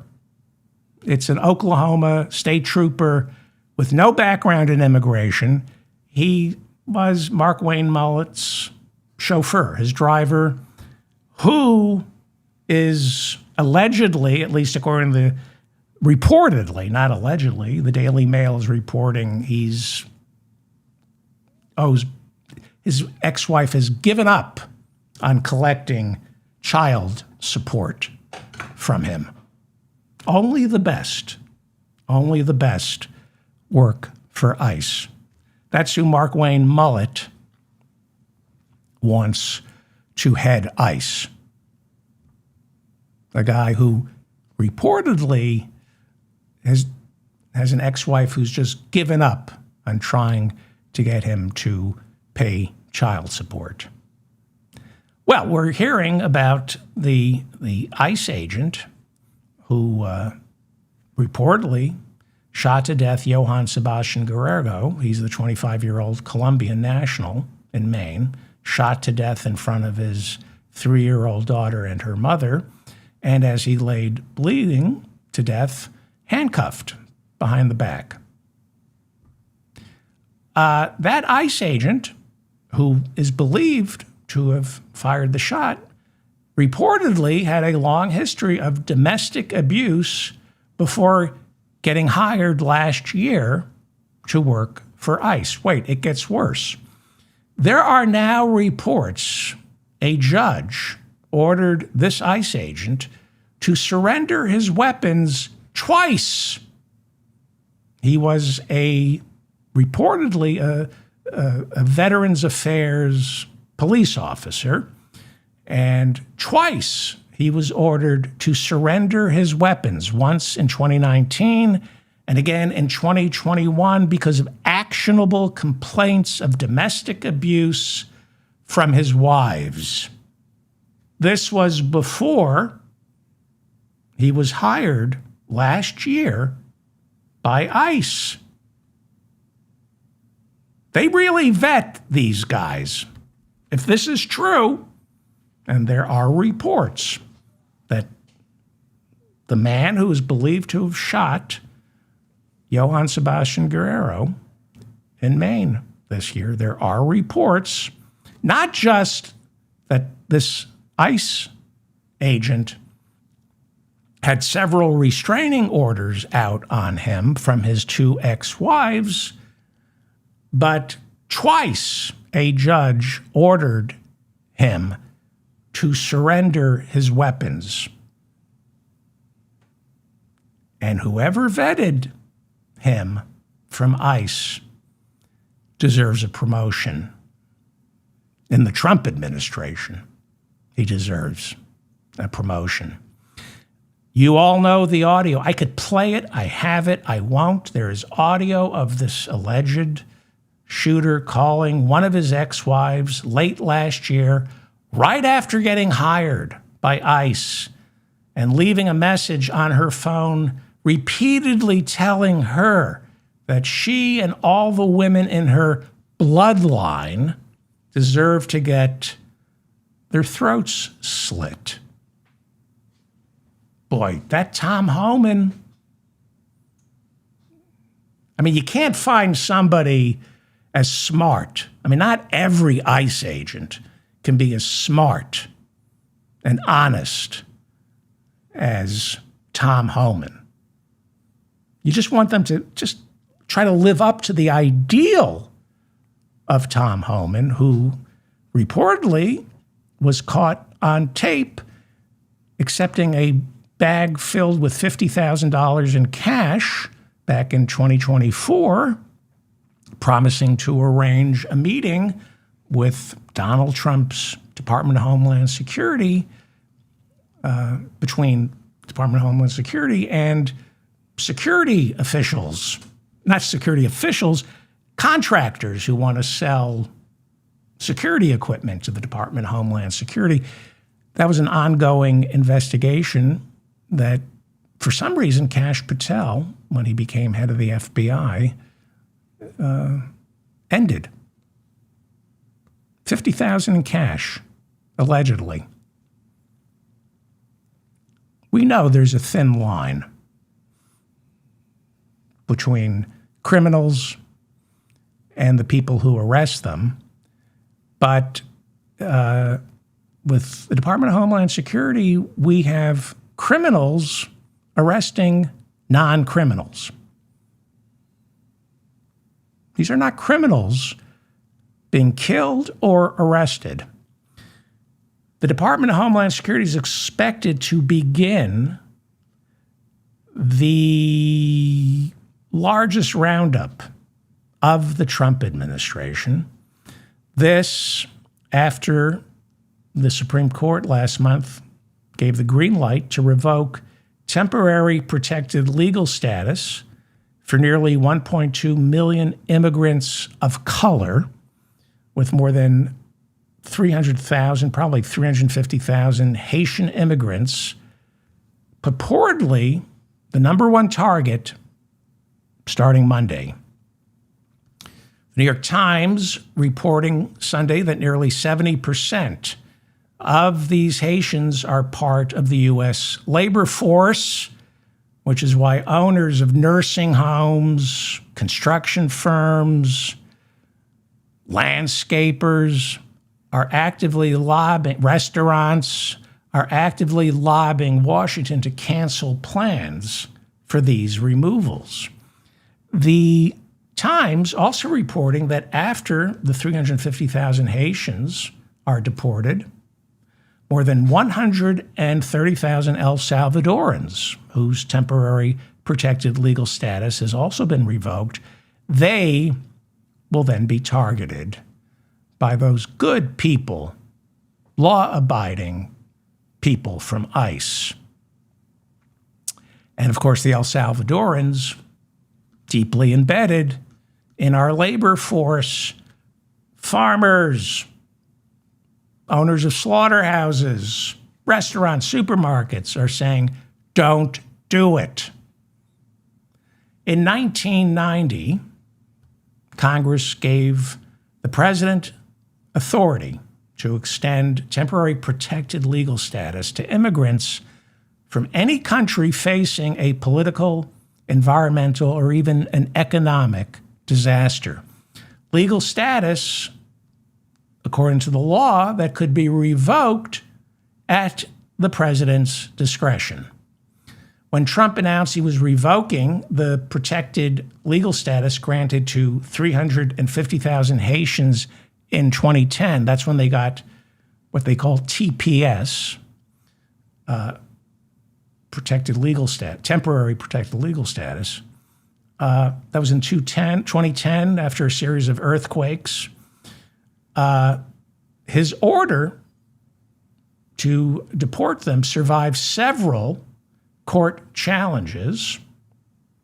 And now the very same people who J.D. Vance and Donald Trump falsely accused during the 2024 presidential election of stealing cats and dogs and eating them, they are now about to be sent back to a country in the throes of economic, political, and military chaos. The lower courts earlier this year overturned Trump's revocation of temporary protected legal status for Haitians, saying much of this decision was rooted in, quote unquote, racial animus, which is a polite way of saying bigotry, racism. The judge based her ruling on statements and lies told by Trump about Haitian immigrants and the nation of Haiti. The Supreme Court, however, in June, ruled that the law granting temporary protected legal status for immigrants, according to the Supreme Court, this law clearly states the president and only the president gets to decide unilaterally, and his decision is not subject to judicial review, which is just what our founding fathers always envisioned. A king. So this week, ICE will be arresting many of the 350,000 Haitian immigrants whose temporary protected legal status has been revoked by Donald Trump. But unlike Donald Trump, none of these immigrants are convicted felons. None of them are wanted for arrest. None of them are even wanted for committing any crime other than being black. The Haitians about to be rounded up by ICE are not criminals. They are being forcibly removed because the president decided, and the Supreme Court said it was okay for him not to want black people from Haiti living here. Now, I've been over this, okay? So let's be clear. If your temporary protected legal status has been revoked by our idiot president and you don't leave, you are not committing a crime. Let me repeat. If the moron, the racist, sitting in the Oval Office revokes your temporary protected legal status and you don't leave, you are not committing a crime. This is a civil offense, meaning local, state, or federal police can't arrest you. They can only, if they find you, detain you, and then deport you. But you're not a criminal. Now, only ICE can detain and then deport you. And then you're entitled to go before an immigration judge. There's, of course, what you're entitled to and what they give you. But anyone who calls immigrants with revoked temporary protected legal status criminals, well, you're a racist and an idiot. ICE reporting last month, they've arrested nearly 40,000 people in June, a record for Trump's second administration, nearly 5,000 shy of the record set during the first Trump administration in May of 2019, when close to 45,000 were arrested. And I say records, we're talking about records set by the Trump administration, records of the Trump administration. Trump has yet to hit the record set by President Barack Obama, who some immigration advocates still refer to as the deporter in chief. The truth hurts. If you're a Democrat, you got to tell the truth. So it's still not as bad as what Obama did, but Obama did it because he wanted to pass the DREAM Act, which he couldn't get passed. So he wanted to appear tough on immigration, but he also wanted Congress to respond by passing the DREAM Act, which he couldn't do. So he signed an executive order granting dreamers a path towards citizenship. Well, the number of people currently held in our for-profit web of ICE detention facilities now stands at close to 60,000. It's down from a record high of nearly 72,000 in January. If you listen to my show, you would know that not a single ICE agent has ever been killed by an immigrant they were attempting to arrest. It has never, ever happened. Not a single ICE agent has ever been shot or run over by an immigrant they were trying to arrest. I repeatedly tell you this because I am inviting you to correct me. Every research I've done, all the research I have done,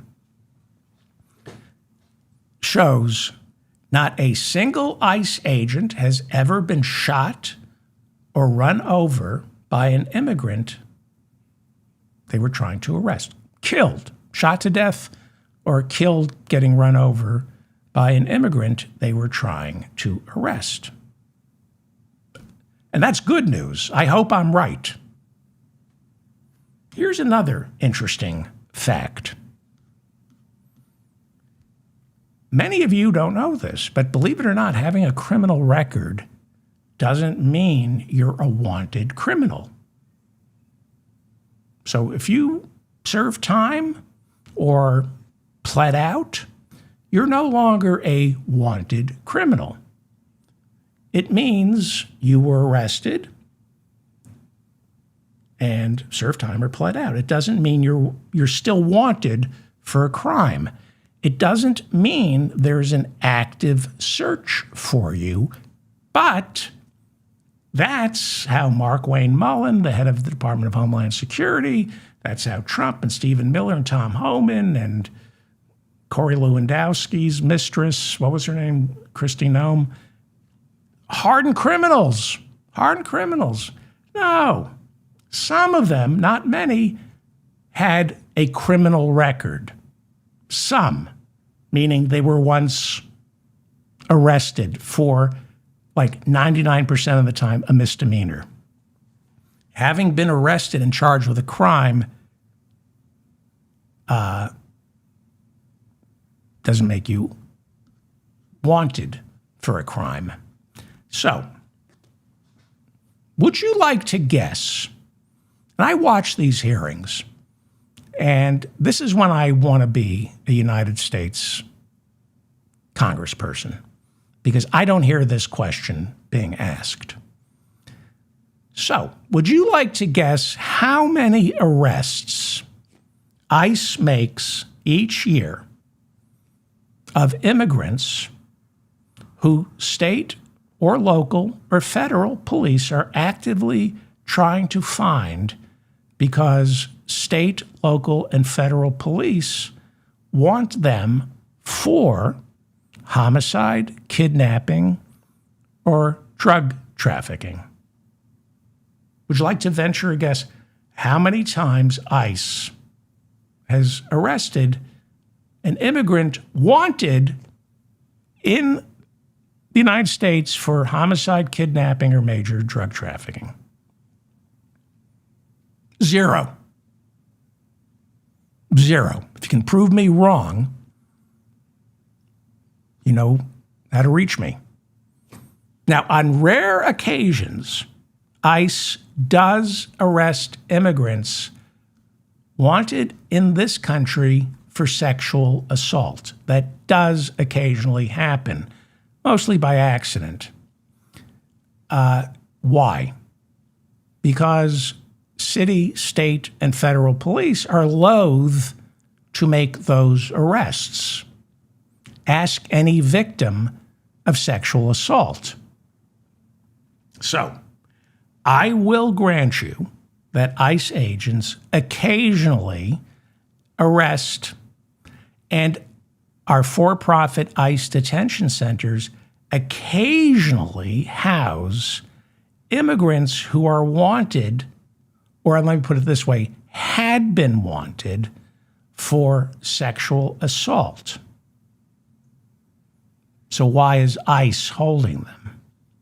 Because rather than press charges, police in the United States would rather deport these people instead of putting them on trial, because our criminal justice system doesn't prosecute sex crimes. The Jeffrey Epstein files. The police don't want to go anywhere near sexual assault. They might say this immigrant is wanted for sexual assault. They're not looking for him. So this is the question Donald Trump, Stephen Miller, Tom Homan, Mark Wayne Mullet all need to answer all the time. What is the number of times ICE agents arrested an immigrant and wanted for a serious crime? The answer is 0. but force them to answer that. How many times have local, state, and federal police thanked ICE for arresting an immigrant that they were actively searching for? Zero. So I have a very simple request to my listeners and from my government. One example of ICE agents making the very first arrest, has to be the very first arrest of an immigrant wanted by state, federal, or local police, and then ICE making the first arrest, then turning that immigrant over, and that immigrant then getting tried. You don't even have to say convicted. Tried for the violent crime they were wanted for. One example. You cannot find one because it doesn't exist. Like I said, let me tell you the parameters here. Occasionally, ICE makes the first arrest of an immigrant wanted for sexual assault. Wanted, but the police didn't really want him. So they say, deport him. The Epstein files. We don't prosecute sexual assault in the United States. So they'll say we're looking for a Guatemalan suspected of rape, but they're not looking for him. And when he's rounded up by ICE and they check his record, ICE says, oh, he's wanted for sexual assault. And wherever he's wanted for that sexual assault, the local police say, yeah, just send him back to Guatemala. We don't do sex crimes in this country. There is zero record of ICE ever turning over to state, federal, or local police an immigrant wanted in this country for homicide, rape, sexual assault, robbery, aggravated assault, kidnapping, or major drug trafficking. There's never happens. State, local, and or federal police have never said, oh, great, thank you. We were looking for this individual. Now we're going to put him on trial, or we're going to force him to plea out. Never happened. Not once. The same way an ICE agent has never been shot to death or run over and killed by an immigrant they're trying to arrest, ICE agents have never once arrested, not once, an immigrant wanted in this country for homicide, rape, sexual assault, robbery, aggravated assault, kidnapping, or drug trafficking. They have never arrested any of these people. They have never turned over to local, state, or federal police these men or women who are wanted, and the local, state, and federal police then say, hey, thank you, we were looking for this guy. We're going to put him on trial or see if we can get him to plea out. Never happened. Would you like to venture a guess as to how many immigrants are now facing trial in this country? Who are now facing trial in America for homicide, rape, sexual assault, robbery, aggravated assault, kidnapping, drug trafficking. Would you like to guess how many of those immigrants awaiting trial are being held in one of our for-profit ICE detention centers? Zero. None. Nada. Zip.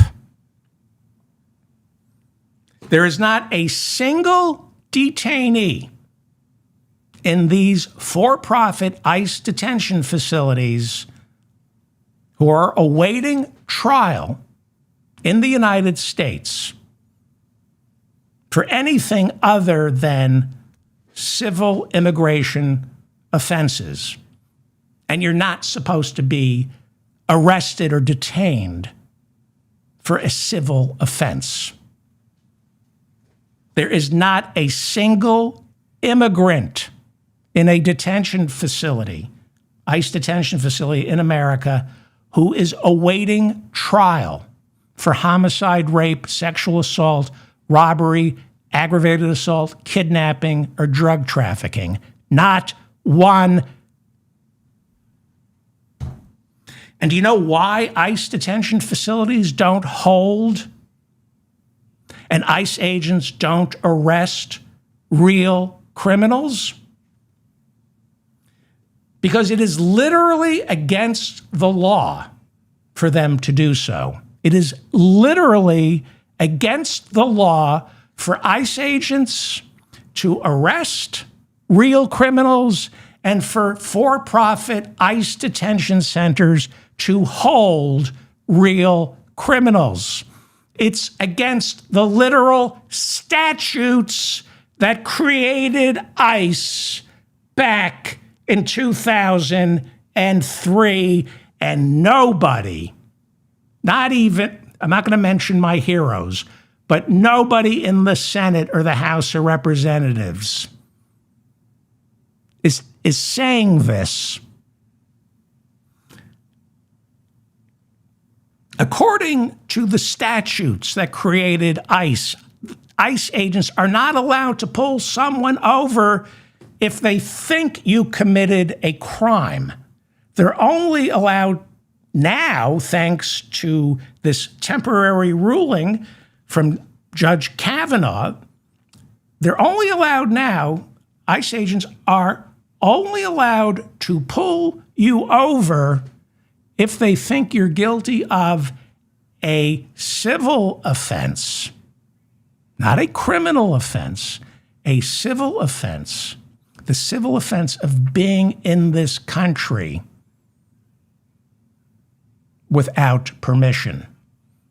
You do not get arrested for being in this country without permission.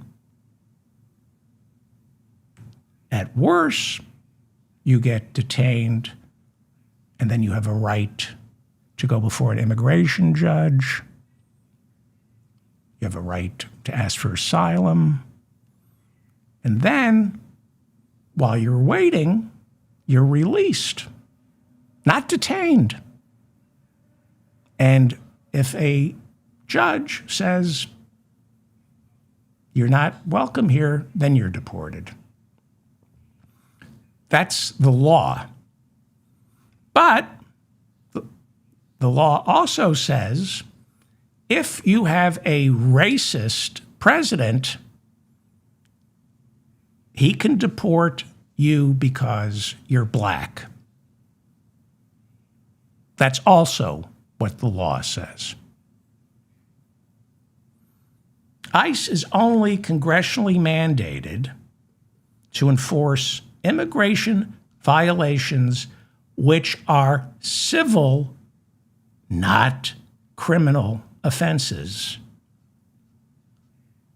Now, some of you are going to send me phony anecdotal evidence that I'm wrong. So let me stop that.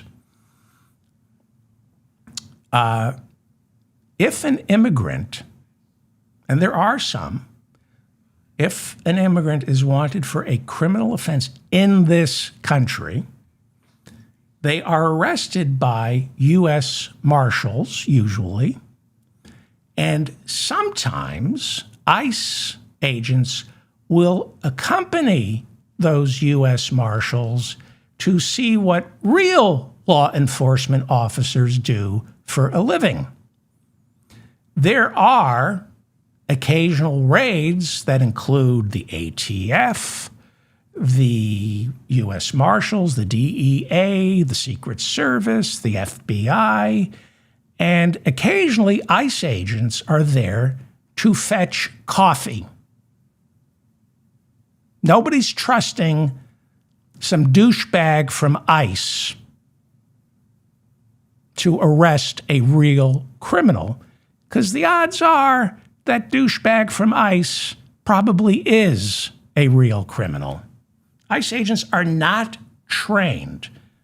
They are not congressionally mandated to arrest actual criminals. They're equipped, meaning they have guns and masks and bulletproof vests and handcuffs and tasers.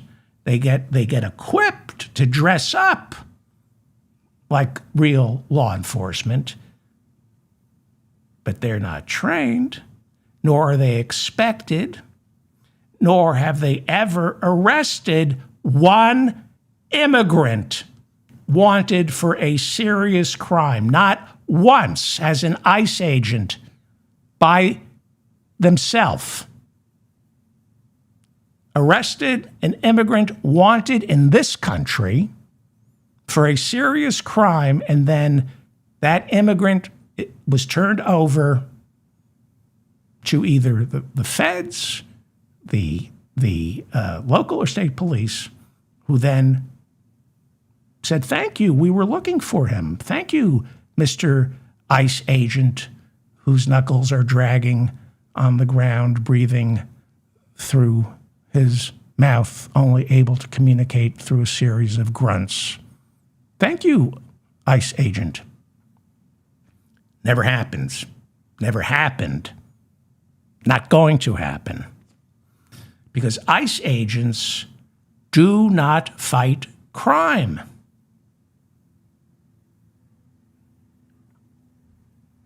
The only crime an ICE agent fights is when they decide not to commit one. I'm David Feldman, reminding you to stay strong and protect the weak. Did not want to do a long show. This is not good. I have to do shorter shows. But there are things you're not being told. And it makes me really angry. Again, I began the show with corrections. I do make mistakes. So now I'm going to get flooded with, this is what I'm going to get. I'm going to get examples of ICE agents being given criminals, they're called detainers. You're going to send me evidence of ICE agents being handed former criminals to deport. That's not what I'm saying. You're going to give me examples of these joint task forces where anybody with a federal badge is in on a raid. I'm talking ICE agents with their traffic stops, with their roundups on their own. Not working with U.S. Marshals, the FBI, Secret Service. I'm talking about ICE agents doing their regular bullshit job, wasting money and lives. There has never been an ICE agent who ever arrested an immigrant who was wanted by local, state, or federal law enforcement, where they took the immigrant and said, "Thank you. We were looking for this guy. We're now going to put him on trial." It's never happened. Never. On rare occasions, they find an immigrant who has been charged with sexual assault. And ICE says, "Hey, do you want this guy?" And the local police say, "No, it's just sexual assault. It's only rape. We don't prosecute. Read the Epstein files. We don't do that. We don't prosecute. Deport him." So find me one example of an ICE agent rounding somebody up who was wanted by real police officers who then took that immigrant and either put him on trial or got him to plea out. You will not be able to produce that. But if you can, please abolish ICE. Abolish ICE. And start arresting these ICE officers who are murdering innocent people. Please like this episode. Please share it. Please subscribe to my channel. Leave a comment. Go to my website if you'd like my show notes. Go hit the big dig if you want to see some of the articles that go into the preparation of this show. Hit the show prep section of my show. I have a fan club. I am the permanent president pro tem of the David Feldman fan club. Please join it. I'm not doing a show next Sunday. I'm going to take a little trip, and so there will be no show Sunday. And if you're a member of my fan club, you'll get an email telling you that, because I don't want to inundate you with nonsense. But if you're a member of my fan club, it means when I don't do a show, you worry about me, so I send you an update. Okay, goodbye. I'm sorry the show went so long. Thank you to Bob and Mila for keeping the conversation civil in the chat room. We're going to do a Zoom meetup soon. Thank you.